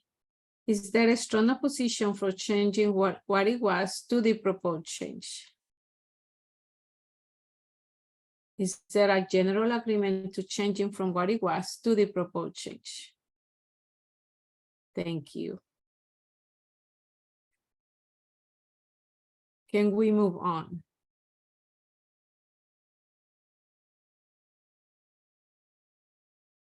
Oh, I need to ask F3 again. Okay.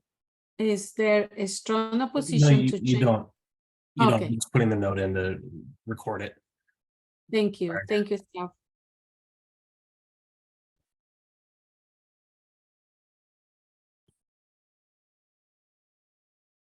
Okay, F4, internal affairs. At the beginning of the post-transition period, the oversight board will accept those types of complaints currently addressed by internal affairs, but which the new system directs to the oversight board.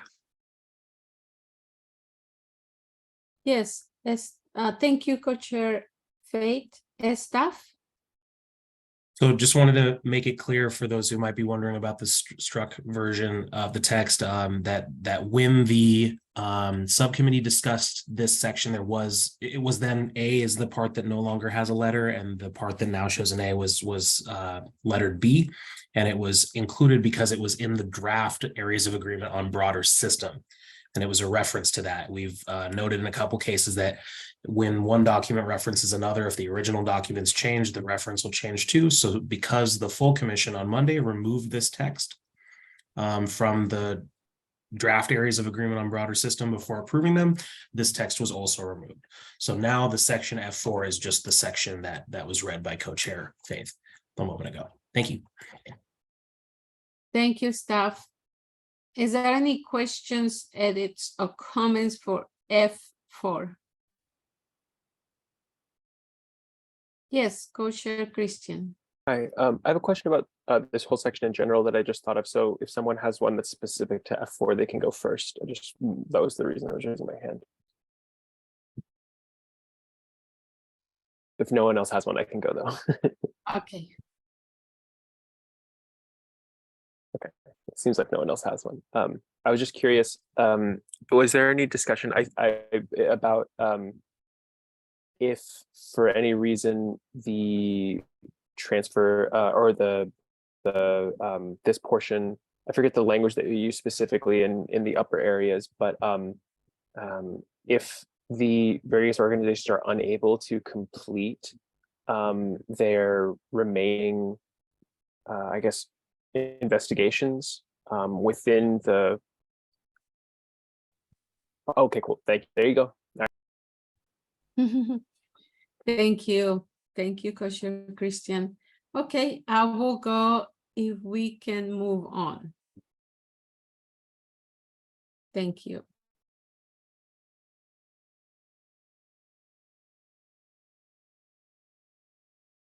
Yeah, thanks for teeing this one up, Christian. Okay, F5, transfer of active complaints received under old system.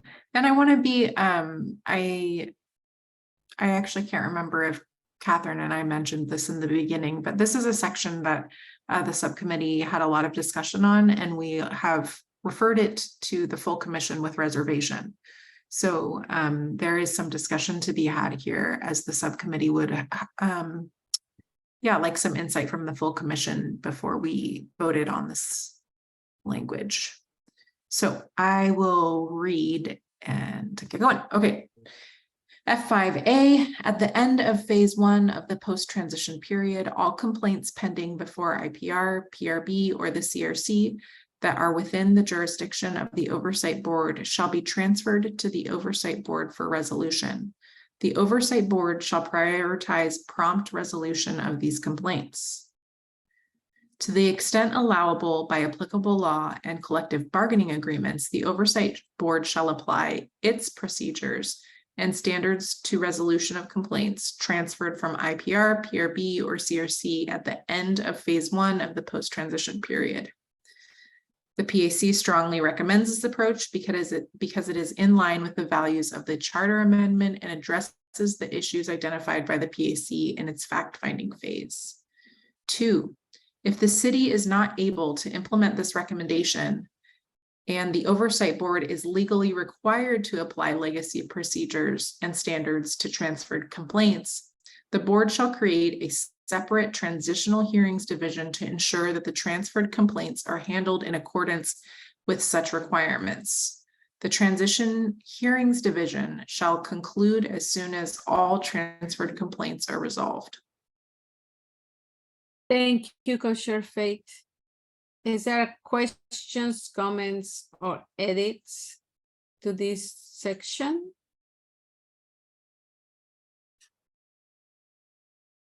Yes, Commissioner Dan. I can let Commissioner Delgado go first. Okay, Commissioner Jimmy. Thanks, Commissioner Dan. So I obviously was not on the PAC during the writing of this section. And I think given that I'm on the CRC, I feel like I should probably abstain from this section. So I'm going to tell you my personal, I'm going to kind of take my PAC hat off and put my CRC hat on. I think the only question I would ask the rest of you as you consider this is the fact that I think there's a real possibility that you will not be able to negotiate a change standard of review or an agreement with new procedures. I think you need to at least consider that possibility. And if that is the case, I think this body should consider how comfortable they are standing up a legacy department to handle this and then having it stamped with the new body's name. Right. So I think practically speaking, this is the correct move in terms of not having to just pay IPR and ask CRC to sit around and wait for this all to go through. I think this is just a good opportunity to temperature check with all of you as to how comfortable you feel with that. If not, I think the only alternative I might suggest is that you could mandate that the new body staff CRC and PRB, and that those volunteer bodies remain in place, so that any blowback from a decision under the old system falls on those legacy divisions and not on the new body. So I'm not saying that I necessarily would advocate for that, because I think, you know, at some level you just got to call it quits and wrap up these organizations. But if you were concerned about sort of kind of the stain of the old system, that may be one way to avoid having to pay a bunch of people to stick around and wrap up one or two areas of review, because the volunteers aren't paid. That's just my 2 cents. Thank you. Thank you, Commissioner Jimmy. Before I pass it to Commissioner Dan, I want to ask who had concerns at this subcommittee that could speak to this particular, if they also want to talk. And also, I would like the co-chairs to read section B, because I think that is also part of it. I'm sorry, Commissioner Charlie. Yeah, Commissioner Charlie, Michelle Wesley. Commissioner, I was one of the ones who was really concerned about this because from a very large community that's affected by police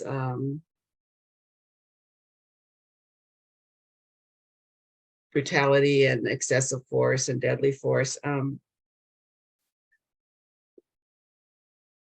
And seeing the outcomes of policing police or disciplining police, and how it doesn't really seem like any kind of transformation or change in the way things have always been. And so, yeah, I was very concerned about this going to, who does it go to? The chief for recommend, you know, we can recommend the consequences, but ultimately the chief gets to make that decision in this old way. And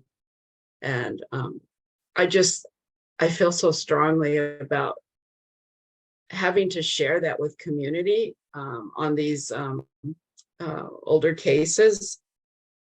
And so when they came up with this, I mean, all these workings that Commissioner Yumi was just talking about, I don't understand them fully, so I'm not even sure what you just said.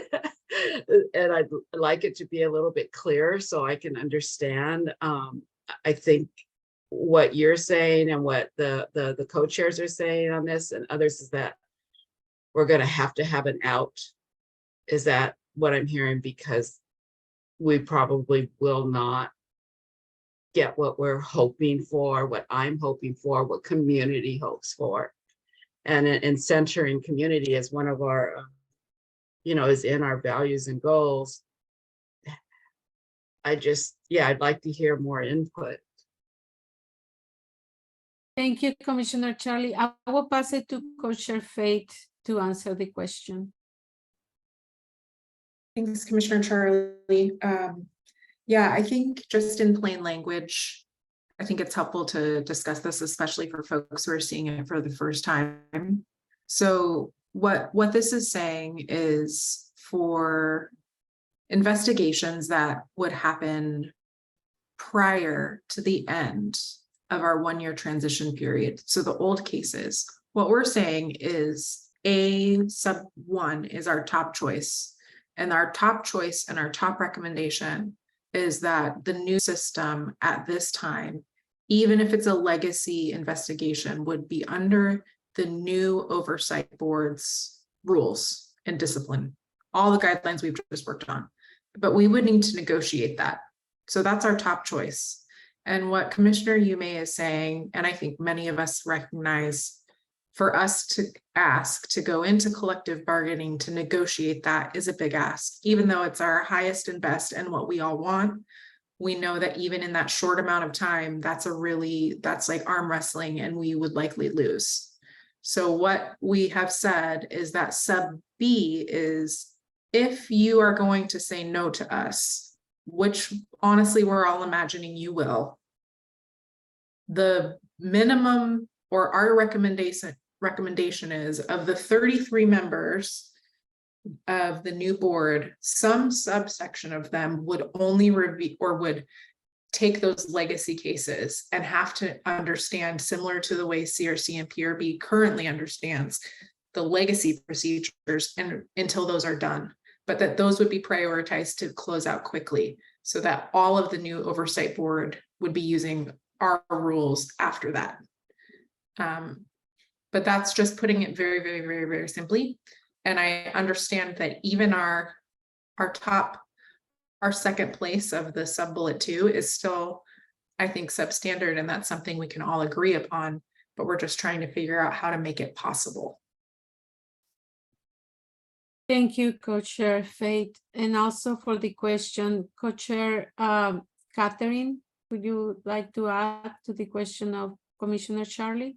Yeah, I guess I just want to provide a little bit of background, especially for folks who weren't on the subcommittee, that, you know, we originally were looking at just a proposal where the existing organizations would just complete their work. And so they would remain in place as long as necessary to complete their work. And, you know, as we, like, I remember when we had the CRC and to talk to our subcommittee, there was some sense of like, well, we just can't, you know, go on and stay staffed forever for one case, or for, you know, the occasional, you know, request to sit on the PRB. So it seemed like to just allow those legacy organizations to continue indefinitely to complete their cases was both a little bit impractical, and I think from a value standpoint, you know, the competing negative value of doing this is that those entities, which we are, you know, our work has been about replacing those entities, that proposal allows those entities to remain in place longer. So then we looked at this alternative, which is give those entities a set amount of time to complete their work, direct them to complete their work as expeditiously as possible to get it done in that phase 1. And then with the hope that there's very few cases remaining, those cases get transferred to the new oversight board, who hopefully is able to complete them using its procedures, but if not, would be using old procedures. So while even if we get into that situation where the new board is having to apply old procedures to those old cases, at least in my mind, that was a better outcome than allowing those organizations to continue to exist in a parallel way to the oversight board on an indefinite basis. So those are the sort of the two competing values. The one is, you know, are we putting the oversight board in a position where it's going to have to sort of play a part in this old system that we're replacing, or do we keep those old organizations around indefinitely? It's not, you know, neither choice is a great one. I think we ended up proposing, or the subcommittee, I think, got some consensus on this, although not enough to refer it to the full committee without reservations, that this was the better of the two approaches. But I just want to put up the discussion that it's not like there's a great option here that we haven't considered. I think we considered the two most obvious options and just concluded this was the best two options. Thank you. Thank you, Co-Chair Catherine. Before I pass it to Commissioner Dan, Commissioner Charlie, this answer your question, or you would like to hear from Commissioner Jumi? Yeah, maybe a simplified explanation. Yes, of course. Commissioner Jumi, can you answer? Yeah, I think it might be helpful for Commissioner Dan to go first, and then I can wrap up, because he might have something else to say. Thank you. Commissioner Dan? Thank you, Commissioner Delegato, co-chair of the CRC Delegato.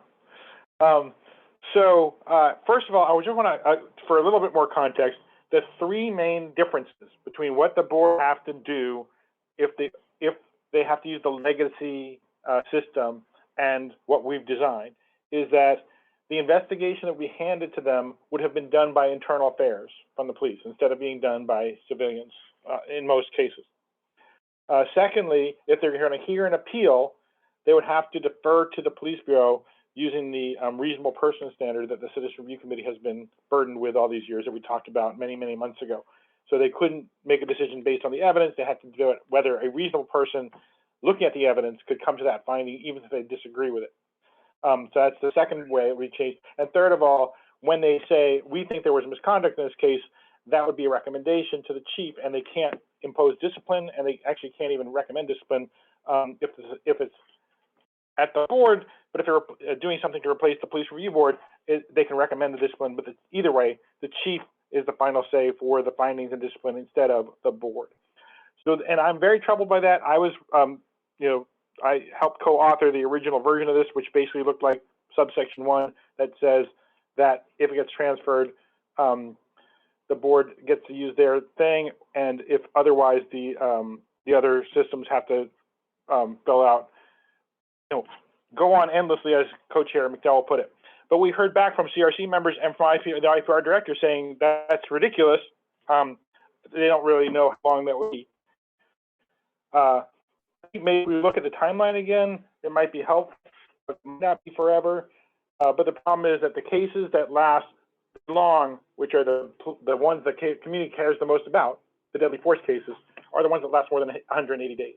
And those are the ones that could be stuck in a system that using the old decision making. But it's also the officer's right to use the system that existed when they committed the act that's being investigated as misconduct, and they will probably argue that. So we have to consider that as well. So one last thing while I still have the floor, the word complaints is used in the header and in section A, and in twice in section A. And again, because some of these cases will not be complaints based on complaints, I think we should say cases instead of complaints. Thank you. Thank you, Commissioner Dan. Commissioner Jimmy, would you like to add? Yeah, I think hopefully I can take us home here.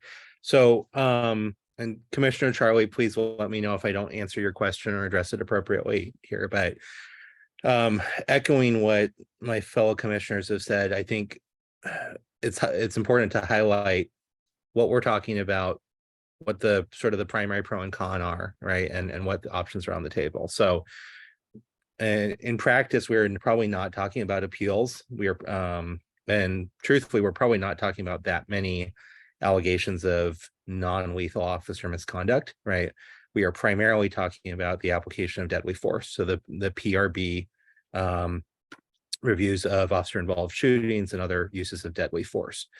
It is, I think, unfortunately, extremely likely that we will have at least a handful of those cases during this post-transition period. Those are also the types of cases that I think the police union and the Bureau are going to be the least likely to agree to any sort of settlement on, right? So we're talking about extremely serious subject material, right? The pro of the system that's been proposed, and I will say that I think this is the best compromise measure that I've seen, is that it will allow CRC and the PRP volunteer pool and IPR to wrap up much more quickly, I think, within the proposed timeline. The con, right, is that this body, which is intended to be separate from the old system and not encumbered by the old system, right, will be seen as co-signing. The first cases that are going to matriculate through this new system are going to be stamped with the old rules, right? Now, I think what's been proposed is a pretty good, option given those two considerations. But I think it is a real serious thing that you all should consider, and that truthfully, that's kind of why I'm going to recuse myself from voting on this particular measure, because I'm part of the old system, right? The only alternative that I can offer, and I think this is perhaps what Commissioner Charlie was asking me to clarify, is that I think there is perhaps a world where you could sunset IPR, right, which is a paid department that is, I think, in many ways quite anxious to get on with the process of transitioning. Let the new investigators take over from IPR in terms of investigating those officer-involved shootings, but ask the CRC and PRB pools to stay on to actually hear the case, so that when you have a decision under this old system, which everybody agrees is not ideal, right? It is not going to sully the name of the new oversight body. As a CRC member, that's not ideal, right? We're going to be sticking around a little bit longer. But that may be one way to kind of square that circle without requiring us to pay a bunch of people to stay on payroll just to close out a few cases. So that's one option. I'm not sure that I'm in favor of it. I think the proposal is probably my preference, but it's a serious consideration, and I support y'all in whatever decision you make here, but I'm going to have to recuse myself on this one, and probably only this one, just because I don't think it's right for me to make that decision for you. I can only present my perspective on it. Thank you, Commissioner Yumi. Commissioner Charlie, does that answer your question? It does, and thank you, Commissioner Yume, for clarifying that. I just have to say, you know, I understand that we have to do this, and I just do have to be that voice of the community, whether even when I know that we have to do what we have to do in this particular case. Yeah, I think everybody would like that first option. I think we have to prepare for the eventuality. Thank you. Thank you, Commissioner Charlie and Commissioner Yumi. Staff? Yes, and this should not be considered an argument in favor or against any of the various options, but I did want to point out that there is this, most of the options discussed would require an amendment to the settlement agreement, which is something that'll happen in the next phase of work, is actually discussing those particular text changes. And the reason for that is because in the current, this is the settlement agreement, paragraph 195B, it does say IPR shall then cease taking on new work and complete any pending work. Again, as Deputy City Attorney Sarah Ames has pointed out, the PAC can recommend a change to the settlement agreement. So this is not an impediment in any way, just something to kind of keep in mind. And the other thing that may be notable is that there was a discussion of sort of a plan A, plan B, and I think co-chairs clarified this. The plan, this section is effectively plans B and C, to plan A being IPR concluding everything in the initial time frame. And so if that might help sort of indicate where on the order of prioritization the PAC, assuming this current text is what the PAC approves, ranks this as in terms of where on the best to worst case scenarios the outcome that's currently written in subsection 2 would be. And so that's just something to keep in mind of how that would likely be interpreted as well. Thank you, staff. Thank you.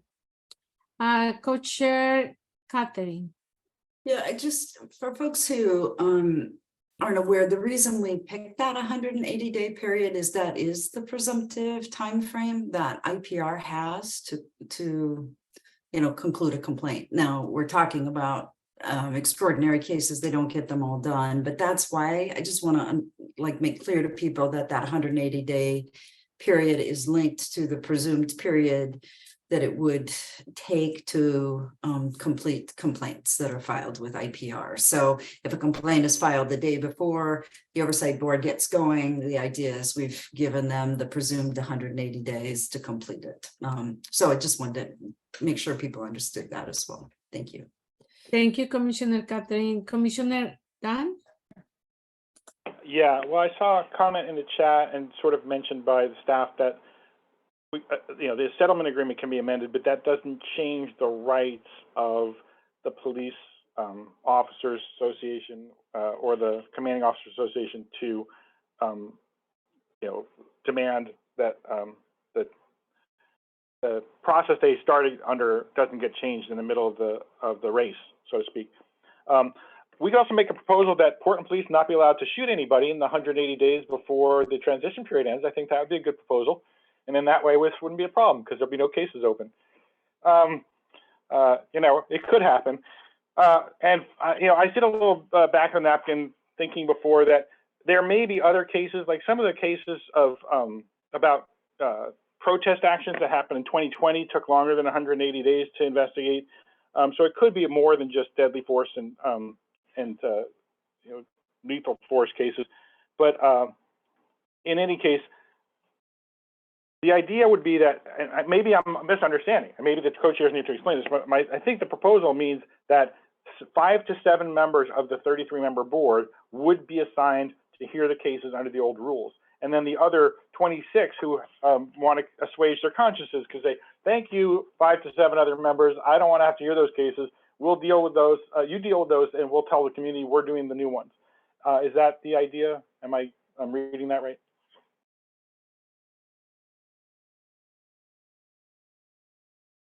Thank you. Then, I'm sorry, can we go to the document and either suggest changes or review and then, yes, staff? Yes, so just to clarify all the complaints to cases, the screen share has been off for a minute. So that's the proposal from Commissioner Dan a little while ago. Yeah. So that's why that's in here. And then the AL is just a typographical fix. Okay, I can start with that. For A, for the first suggestion of Commissioner Dan, and then we can continue with the next comments. Is there a strong opposition to changing from what it was to the proposed changes? And it's about changing the words complaints to cases on A, 1 and 2. Yes,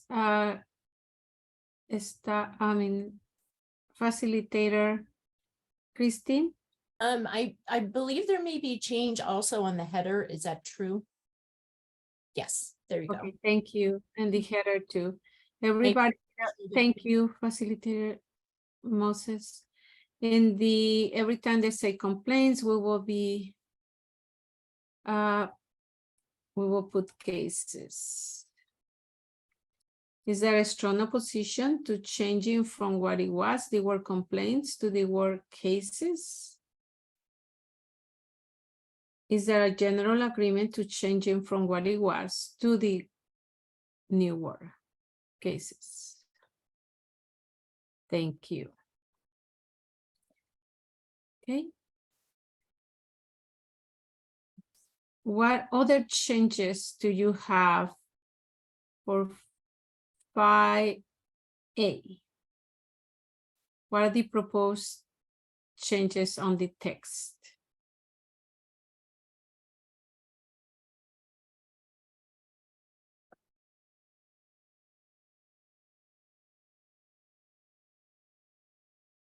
I will pass it to Commissioner Dan and then to staff.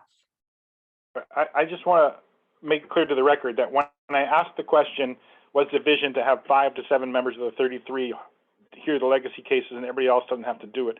The co-chairs were nodding their heads yes. So just for people who didn't see that. Okay. Thank you very much, Commissioner Dan.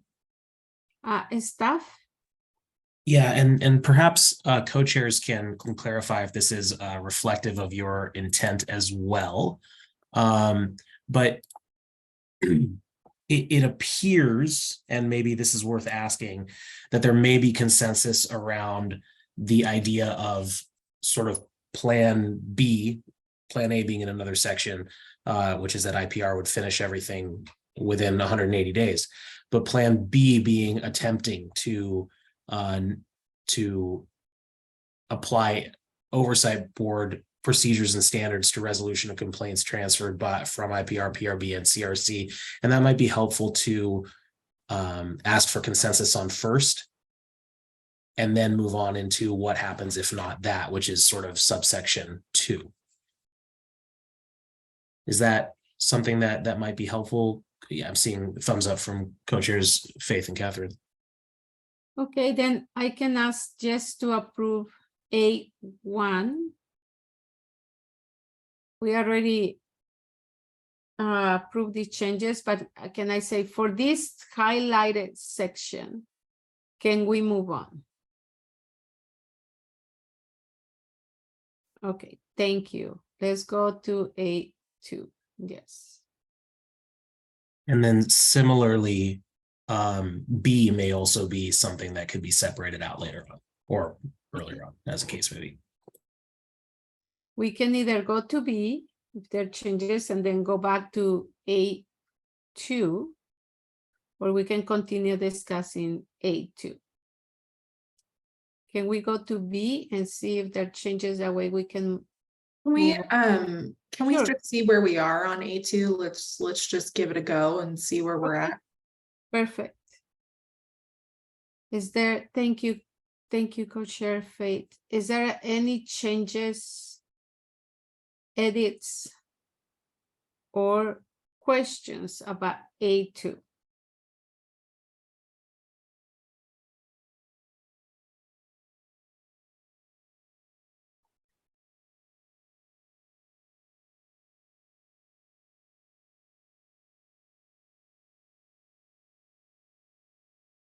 I need to ask, can we move on?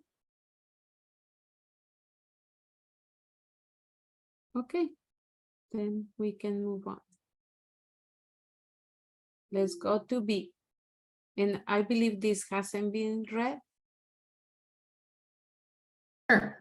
B, IPR and CRC shall conclude their operations within a reasonable period of time in phase 2 of the post-transition period. PRB shall similarly conclude its operations relevant to cases within the Oversight Board's jurisdiction during this time frame. Thank you, Co-Chair Faith. Is there questions, comments, or edits to section B?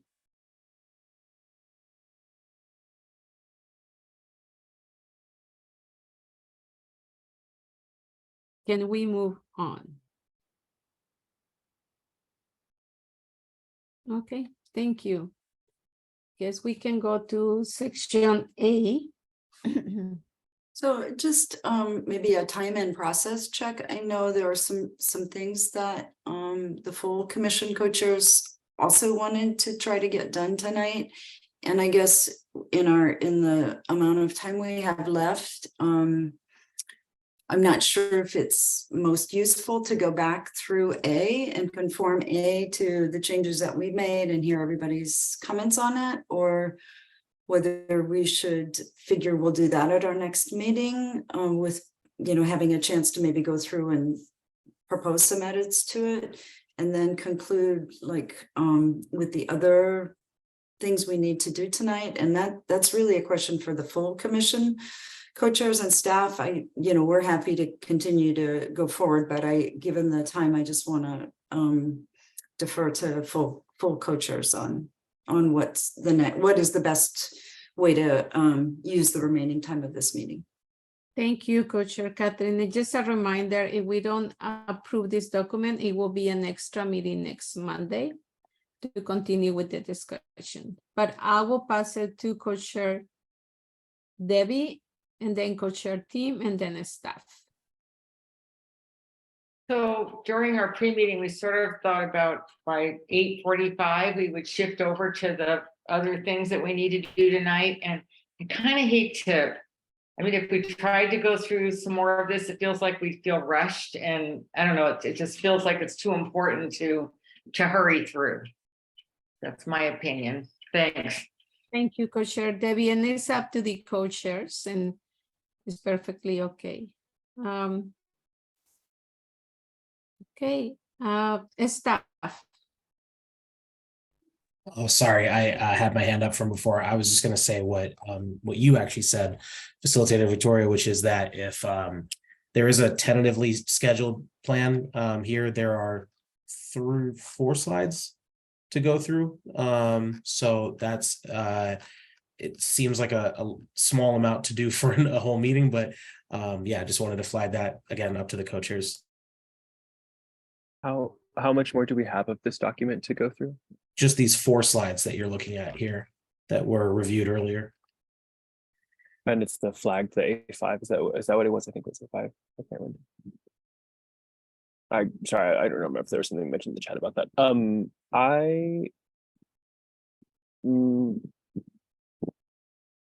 I think personally, since we have so little to go through, I don't mind continuing and finishing the transition document. But if people do feel rushed, we can do it on Monday. I'm fine with that as well. But because since we don't have a huge chunk to do, I feel like I don't mind pushing through. But I don't want to make everyone do that. That's just my piece. Thank you, Co-Chair Christian. Co-Chair Team. Yeah, just briefly, how's about we, see what we could do in 10 minutes here with these few slides, and if it turns into a longer discussion, then we table it, and otherwise maybe we would get through it. Don't want to rush things, but also don't want to tie up Monday evening for everybody just to go through 4 slides.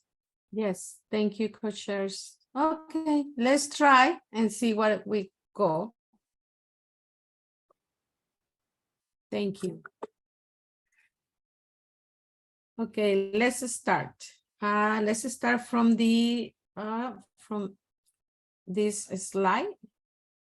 I believe, which slide? A1. Co-chairs, would you like to read? We already read it. But yeah, I think this is just a situation where we can, to the extent people have comments and suggestions for changes, we can make them here. I know that Commissioner Dan said he had a few where he thought maybe we had some of these things in the wrong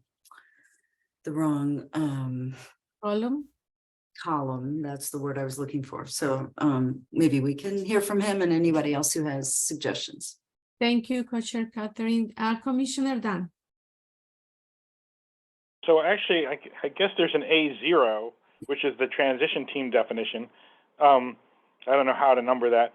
I had a really quick suggestion on that. It's nothing textual. It's just a layout thing. That if we put a little dot in front of transition volunteers and transition staff, it'll be more clear that those are part of the transition team and not separate entities. So no bullets, just dots. Just dots. Yes. Okay. Let's start to work. It is magic, and then we can ask to with your suggestion. Just a quick note, this is a graphic, so it's not something that I can type live, but I can put the notes and then we'll get it back before publication. Thanks. Okay, let me ask the questions. It's because it's a graphic, it's like a picture, and we cannot change, but the staff is putting the notes and they will make the change. Is there a strong opposition to changing from what it was to the proposed change? That's in the notes. Is there a general agreement to changing from what it was to the proposed change? Okay, thank you. Can we move on? Okay. A1. Because we already read it, is there comment, questions, changes to the columns? Yes, Commissioner Dan? So this is where I was suggesting that each column, and again, I understand it's a graphic, each column we get a letter so that just at the beginning, before PAC presents works to council, before transition team selected, and before council approves final text, each one we get an A, B, and then C, so that it's, we can refer to them easier from the rest of the document. And then one other thing, in column C, the application for the new board members to be developed, if that waits to the last 21 days before the board has to get selected, that's kind of late. So I think we were suggesting that would happen in column B and not column C. Okay, then. Am I right about that? Go ahead, I'm sorry, Commissioner Dan.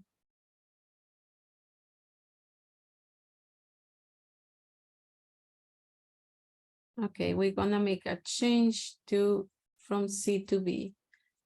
Staff?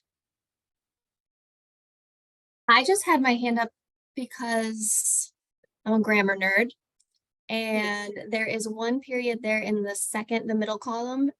After established, there's a period, but there's not anywhere else. So they should either all have periods or they should not have any.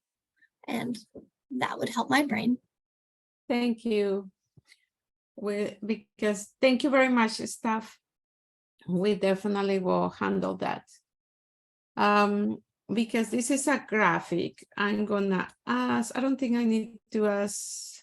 Oh yes, there is the change of Commissioner Dan. Move application for new board members developed to column B in the middle for C. Okay, is there a strong opposition to changing from what it was to the proposed change? Is there a general agreement to changing from what it was to the proposed change? Thank you.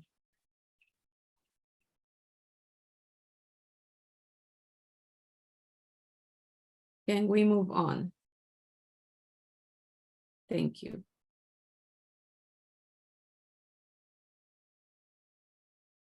Is there questions, comments, or changes for A2? Yes, Commissioner Dan? So again, I would suggest lettering each column A, B, C, and D so it can be very clear when we're referring to them elsewhere. I also think column B should be titled Hiring Director and Board Training, because people are going to look at this as a linear graphic that each thing happens one after the other. And I think the training of the board members, which is the peer training is listed right now in column B, should be moved over there. I hope I said D. Should be appear instead in column B, because that should be going on while they're waiting for the director to get hired. So that's one thing. And then another small thing is that in column D, we should add internal affairs like we did later in the document. And then I have one more, more thing, referring to Commissioner Michelle Wesley's comment earlier about the timeline. In A2, 1 year maximum, establish estimated start date July 1, 2024 would be the estimated start date per what it says in A1. Thank you, Commissioner Dan. And I know staff is making all the changes. And Commissioner Charlie.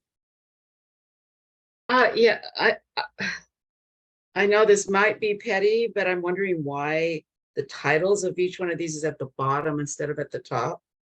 Like A1 pre-trans, like seems like the title should come at the top so we know what's coming afterwards. A1 pre-transition phase, A2 transition phase.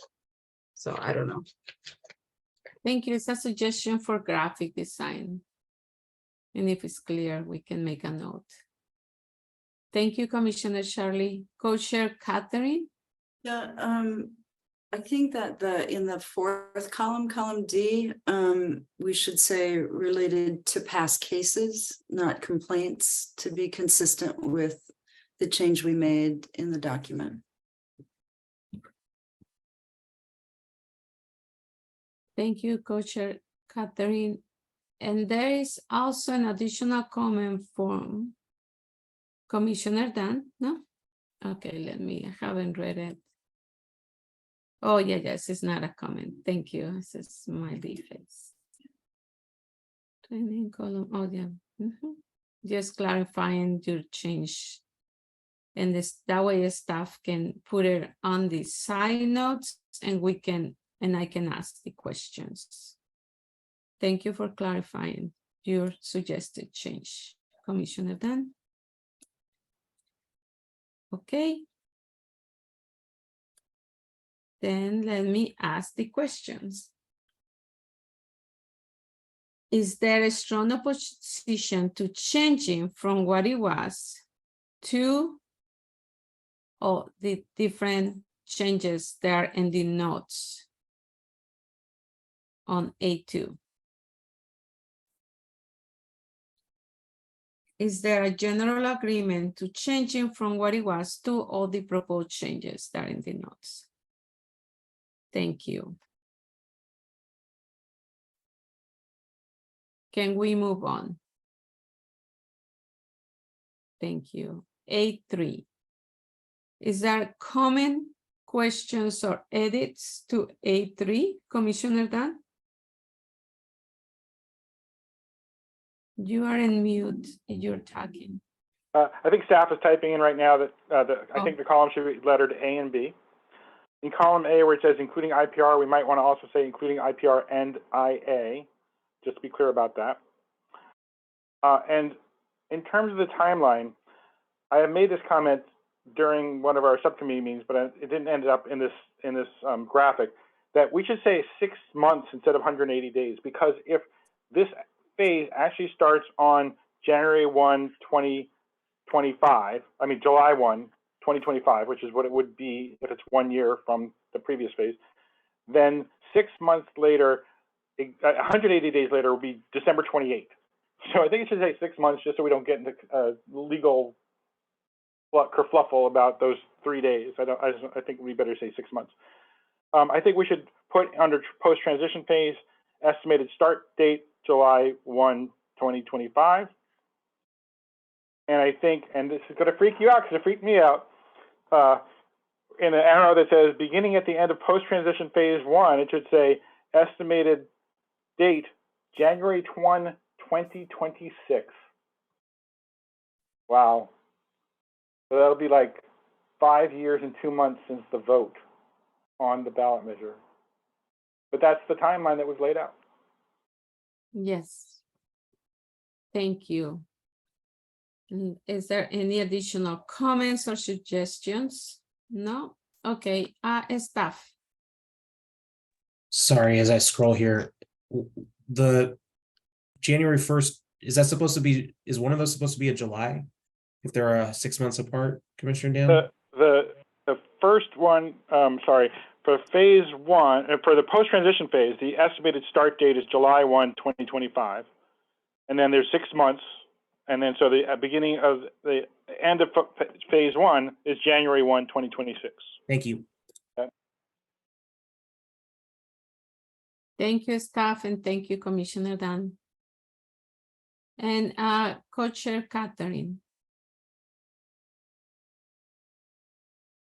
So on the 6 month to 180 days, I mean, I think we use the 180 days for a reason to tie to the settlement agreement, and the 180 day time frame in there.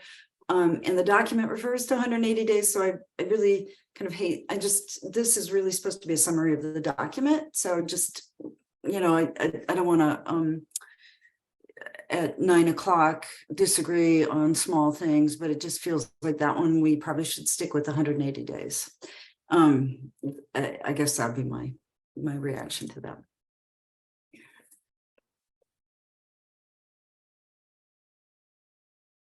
Okay, Commissioner Dan, are you okay with that suggestion, or you want to discuss? Yeah, I just want I want everybody to understand that it probably is not going to start on December 28th of 2025, and that Jared Hager from the DOJ, when he spoke with us, said 2 and 3 days doesn't make that big of a difference to the DOJ. So I don't think it's going to matter. I don't think anybody's going to bring the hammer down if it's 183 days. But I just want to be clear that it'll probably be 183 days. Okay, and we should leave the 180 days, so we can to go 6 months. I'm okay leaving it for the reasons that expressed by the co-chair. Okay, let's leave for 180 days then. And that way I can ask the question. Is there a strong opposition to changing with the notes on A3 for what it was to the proposed changes? Is there a general agreement to changing from what it was to the new proposed changes in the notes? Thank you. Can we move on?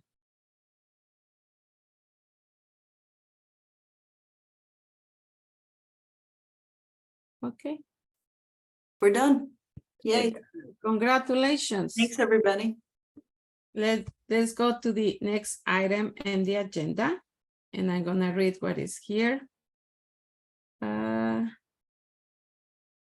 Yes, thank you. The commission has completed discussion on the document, and next on the agenda is discussing whatever the commission should approve the draft transition plan with all the changes we have made today incorporated into the text. There is a potential agreement document that was circulated that gives some context as to decisions. Before that, we are going to hear from the public. After that, we will review the PAC values and goals. Finally, we'll ask if members want to make any final tweaks, and then ask if they are ready to make a decision. Members of the public, please, if any of you want to make any comments for this document or what the PAC discussed, we ask members of the public to keep their comments to 2 minutes in length and keep their comments focused on the draft document. You can raise your hand in Zoom when you like to be called on.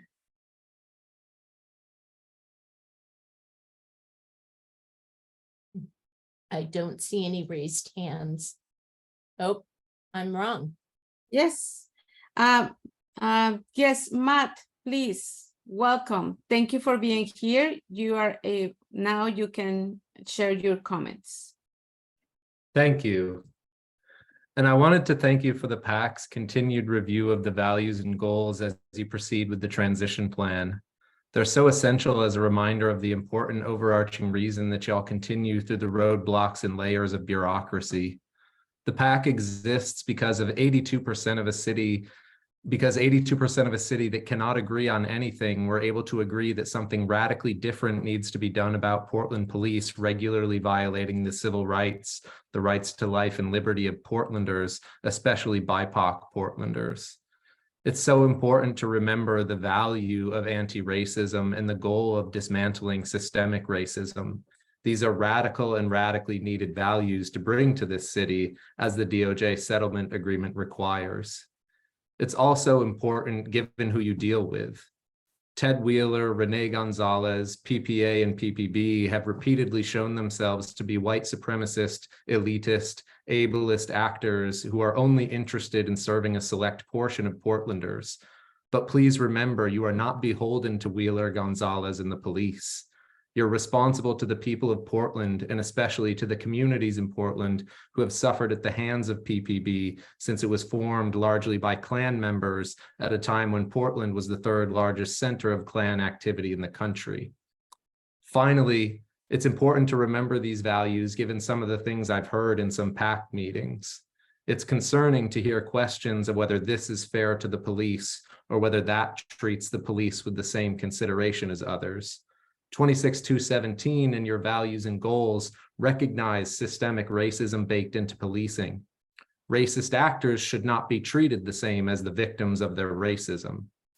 The values and goals recognize the need to center BIPOC people. You cannot center one group and treat everyone the same. The values and goals recognize the harm done by police. It's not appropriate to treat someone causing harm and someone being harmed the same. So please keep centering the values and goals and maybe even move them to the front of each meeting. They're a frame like a land acknowledgement should be a frame to remind us that there can never really be justice on stolen land. Thank you. Thank you very much, Matt. Thank you for being here. Thank you for your comments. We really appreciate it. Thank you. Okay, is not other hands then raised from the public. We really thank the public for being here and for their contributions. Now we're gonna pass on the next item on the agenda. We have already looked into the values and goals, but if any members would like to see it again, please raise your hand.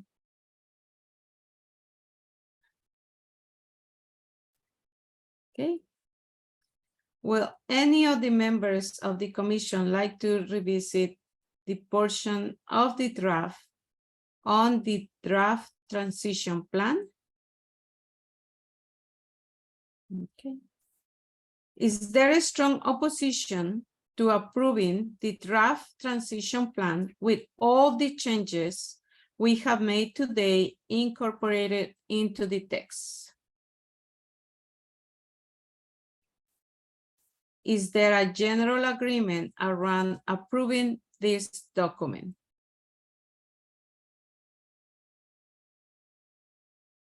Congratulations, the document is approved. Good job.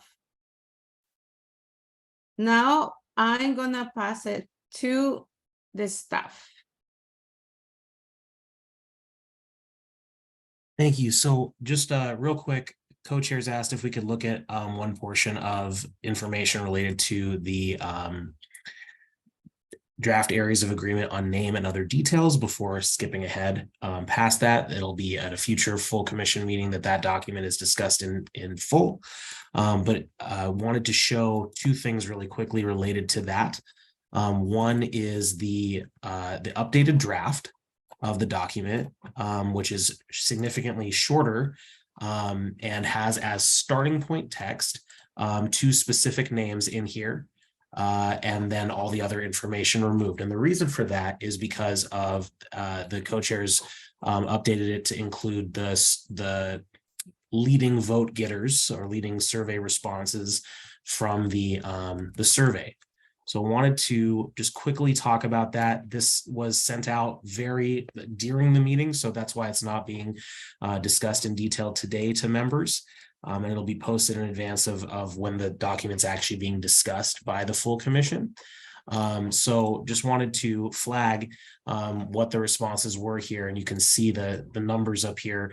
These numbers add up to more than 100% because members of the public could check multiple boxes. But as you can see for the Bureau, I'm sorry, I'm going out of order here, but for the Bureau, the Office for Police Accountability name received the most responses, followed by Office for Community or Community-Led Police Oversight, followed by Office of Police Oversight. And then there's details broken down in the remaining questions as to what people's community member comments were that might be for it, against it, or suggestions to change it perhaps. On the name of the oversight board, there was similarly a margin in support of community board for police accountability. And again, this was sent out. This is not something that's going to be discussed today, but just wanted to show it. And again, these numbers do add up to more than 100%. And then the next three questions give some details on this. And so the purpose of talking about this now is to just indicate that there was a survey, thank members of the community who participated, and to let members of the commission know that question 5 is on the name of the Bureau. 6, 7, and 8 are details about the three options. Similarly, 9 and then 10, 11, and 12 are on the three finalists, the preference between the three finalists for the Bureau name, and then details on all of the specific options. And then the last question was additional comments, and these might be advantageous to members. Some of them are not directly related to the name and some are, but either way, they're all very helpful and appreciated. So please take a chance to look that over in advance of a future meeting. And I can pause here and take questions before we move on to the next item, or I don't know if that's helpful to Commissioner Connie. Does this reflect our internal survey votes as well? That survey only reflects the public's responses. There was another email that went out with the community, sorry, with the PAC members survey responses a few days ago. That was how the list of 18 brainstormed options for the community police oversight board were narrowed down to 3. And how the brainstormed list of 10 options for the Bureau name were narrowed down to 3 during the meeting on June 29th. So the survey worked a little bit differently, but there is another. So that was sent out, I want to say, on the 27th or 28th. I think my question is, will there be one survey that reflects our internal votes and the public's votes? I think that's probably a better question for co-chairs than for staff, but there are, the questions were similar, but there were two different, and there's many more members of the public participated than there are commission members. So I think in terms of how you and how the commission as a whole want to weight that is up to you. That, you know, you're of course welcome to pick any name you want as part of the approval and decision-making process on the document. Yeah, I'm trying to understand if our votes are counted in this reflection of this survey as well. It sounds like they are not. In the spreadsheet you just looked at, they are not currently counted. That is correct. Right, I understand. Is there some format or where our votes will be included with the public's or not? We should just act as the public and also vote then? No, at this stage, the surveys are done and the decision is in the document. So there are two different surveys and it's up to you what name you'd like to propose as part of the document. But I think co-chairs might have more on that. See two hands up. Thank you. And I will pass it to co-chair Debbie and then to co-chair team. Okay, so my memory, the way we did it, we had a long list of names that we'd all brainstorm and we voted. And then we, as a commission, and then we took the top 5 and handed that to the public. So we sort of filtered it out and then let the community vote on our favorites. That's what I was We wondering. got to the top 5 and then we sent 3 to the public, but I feel like we've great. already voted, yeah. That's what I was wondering is like, where did our votes reflect in this? So that's great.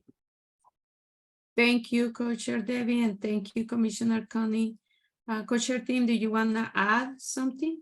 Yeah, and I think just to clarify, this is really just sort of an overview of the public survey tonight. And then at a future meeting, maybe next Thursday, I'm not sure what the agenda looks like, but then we will have the opportunity to have more discussion, because as far as I understand, nothing has been decided. It just seemed clear from the public's input which direction we might head in as a commission, but you know, we still will have the opportunity to get our voice heard on an evening when we're not feeling, you know, stressed for time and in a time crunch, because we do need to pick the names, but we don't have any specific time pressure at this exact moment.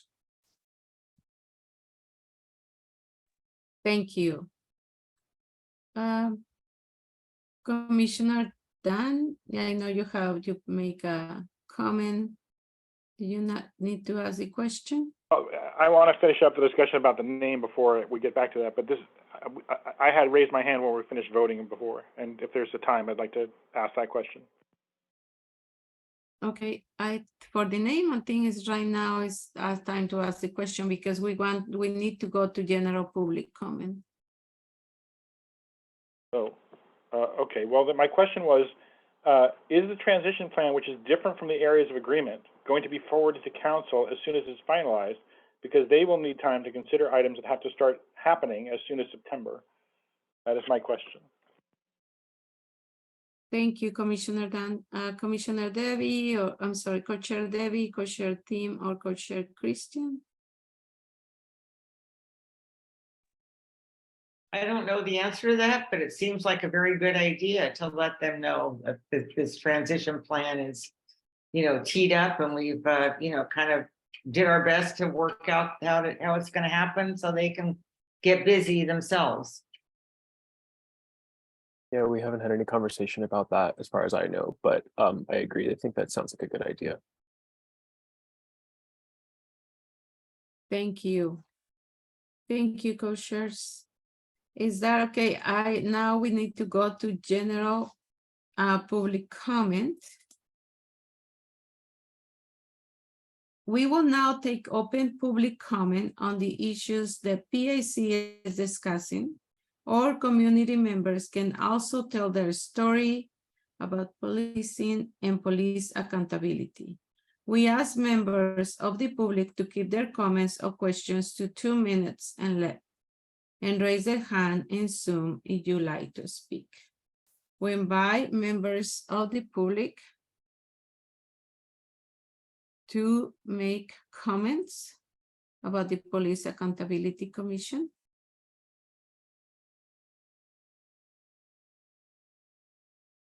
I don't see any hands.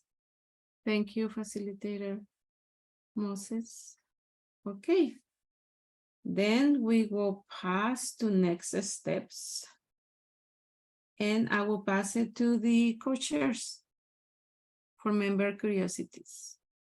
Oh, okay. I don't have my script here, but now is the time for any members who have any questions or things that they're wondering about to make a brief statement about that. And you may or may not get an answer, but we'll at least we'll make note of it.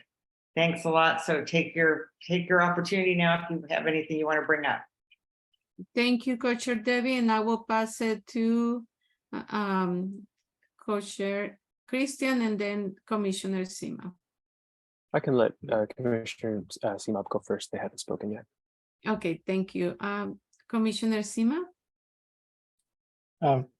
Thank you, Commissioner Christian.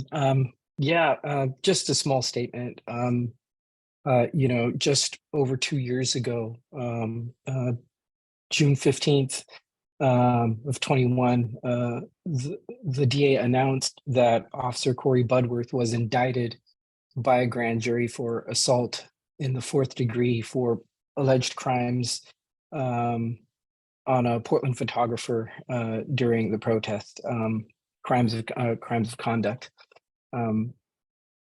A woman, a photographer, freelance journalist, was beaten with a baton when after falling, she was again took a baton to the face and the head. You know, for the victim, this was civilly settled, and that's awesome. However, we just found out in the last week that it was announced, and also a video went out where all charges were dropped in exchange for this one-off recorded and well-scripted apology. And for all of us here, I'm actually incredibly proud to actually be here with everybody working on a system for police accountability, because that was not accountability.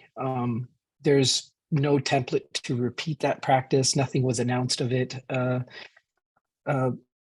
It's closed door conversations that led to a very well scripted and well read apology. And though those are welcome, we need those. We need law enforcement to be able to speak honestly to community members over their past transgressions historically and recently. We need something built that would hold them accountable. And that process is not accountability. And again, I just wanted to put that out there, and at the same breath, say how proud I am to be here with all of you, and putting all this work through, and you know, creating history.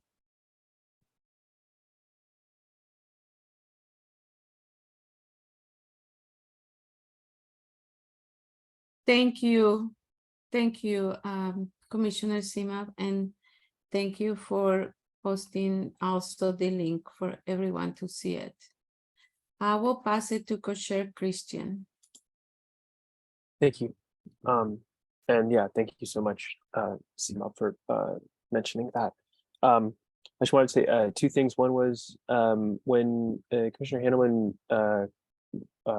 talked about changing the word complaint to cases, that made me think that when we go through the whole everything in the next phase, we should consider doing that throughout the whole thing. Maybe not directly to cases, but I feel like complaint has a connotation that like it's not a right. You know what I mean? Like you're complaining, that word. That was one thing. That's just for the future. And also maybe to look over all the language and see if there's anything else like that as we go through the whole thing. And then the other one was just to say thank you again to everyone. I feel like we've had 2 late nights this week, and it's always appreciated. It's always really nice to get something done in one meeting. It feels great. It's like we got something done and I can see it in front of me. So that's really great. Thank you, everyone. Cool. Thank you. Monday off. Yes, that's very valuable. Thank you. I will pass it to staff. Yeah, so this next part of next steps is the co-chair election. As has been announced previously, the city attorney's office had given guidance on how to do an election when there were more candidates than spots. This was an election for 3 co-chairs for the full commission for the phase coming up, the 6th and final phase of the commission's work. And there were 5 candidates for 3 spots. So the guidance that was received was followed to date in terms of how the information was, how the election was announced, how members of the commission were given a ballot to fill out, and then how the information has to be announced. So what's about to happen is going to walk through the election results and show how it ended up where it ended up. And again, that's based on guidance from the city attorney's office. So just start here, and we'll take questions at the end if anyone has any as well. So just bear with me for a moment here. So there were ballots that came in, which had 2 questions on them. There's a ballot number, which is unique for each member of the commission, and then a ranked order. And you can see different ranked orders that people put in, as well as a timestamp that was automatically created. There were 18 ballots received. 2 of them were from the same individual who changed their vote. So the more recent vote was used. And then based on that, there was a tabulation. And so the tabulation, this phase's co-chairs talked about wanting to base this off of a similar system to what we're all learning to be ready for, which is the ranked choice voting using single transferable vote. And that process is going to be used for city council elections as of the ballot measure that was approved by voters in November 2022. So I'll walk through this. It's kind of a complicated spreadsheet, so apologies in advance. So essentially, in order to get to the threshold, when electing 3 people, the threshold is a quarter of votes cast. So 4.25 was the magic number here. And in the first round, 1 candidate achieved that number, which is Dan. So at the end of the first round, Dan was elected co-chair. There's an excess, and this is where a single transferable vote comes into play. You'll all be able to look at this as well, which basically means that a portion of everyone's vote who voted for someone who's elected, the excess portion that wasn't needed to elect that person because it was above and beyond the threshold, gets reallocated to those voters' second choices. So of the 8 people that voted, 1/8 of one of them had Angie as a second choice, so she gained 1 portion of their ballot. 2/8 had CMUP as a next choice, 5/8 had Charlie. And you can see in the next step column here that there are, let's just shrink this for a moment so you can see the whole thing, that there are vote counts added to those 3 candidates as well. And that led into round 2, just column E here, zoom back in which another candidate exceeded the 4.25 margin threshold, which was Charlie. So in the second round, Charlie was elected co-chair. Similarly, the excess above and beyond the 4.25 needed gets reallocated to the next candidate. And this gets a little bit complicated because some of those votes are votes that were originally cast for this candidate and some were cast for someone else and then already rolled over. So it got split up into 2 parts here. But the long and short of it is that of the voters that listed Charlie first, their votes got reallocated partially to CMUB and Angie. Of the voters that went to Dan first and then Charlie, there are votes that went to portional votes that went to CMUB and to Sophia. And so those get calculated and put on here. And as you'll, just as a side note, as you can see, when you add up these columns, although there's a bunch of crazy decimals here, they all add up to the exact number of votes that there are, which is 17, because those votes get split up and ballots get reassigned. So after that reallocation of the excess votes here, that gives all 3 of the remaining candidates a little boost, and it puts candidate CMUB over the threshold as well. So in the third round, CMUB is elected as well. And so that's how the process played out. You can see the full raw balloting here, and that'll all be available. to any member who wishes to see it. But what's relevant for today's meeting, I think, is to go through that. There's two things. First, to go through that, and I'll ask if Deputy City Attorney Sarah Ames would like me to say any other information or that covers it. Please raise your hand or let us know if there's any more that needed to get mentioned. Yeah, but the other most important thing is to say congratulations to our incoming co-chairs who will take office at the first meeting of the 6th phase of work. Co-chairs elect Dan, Charlie, and Seema. Congratulations.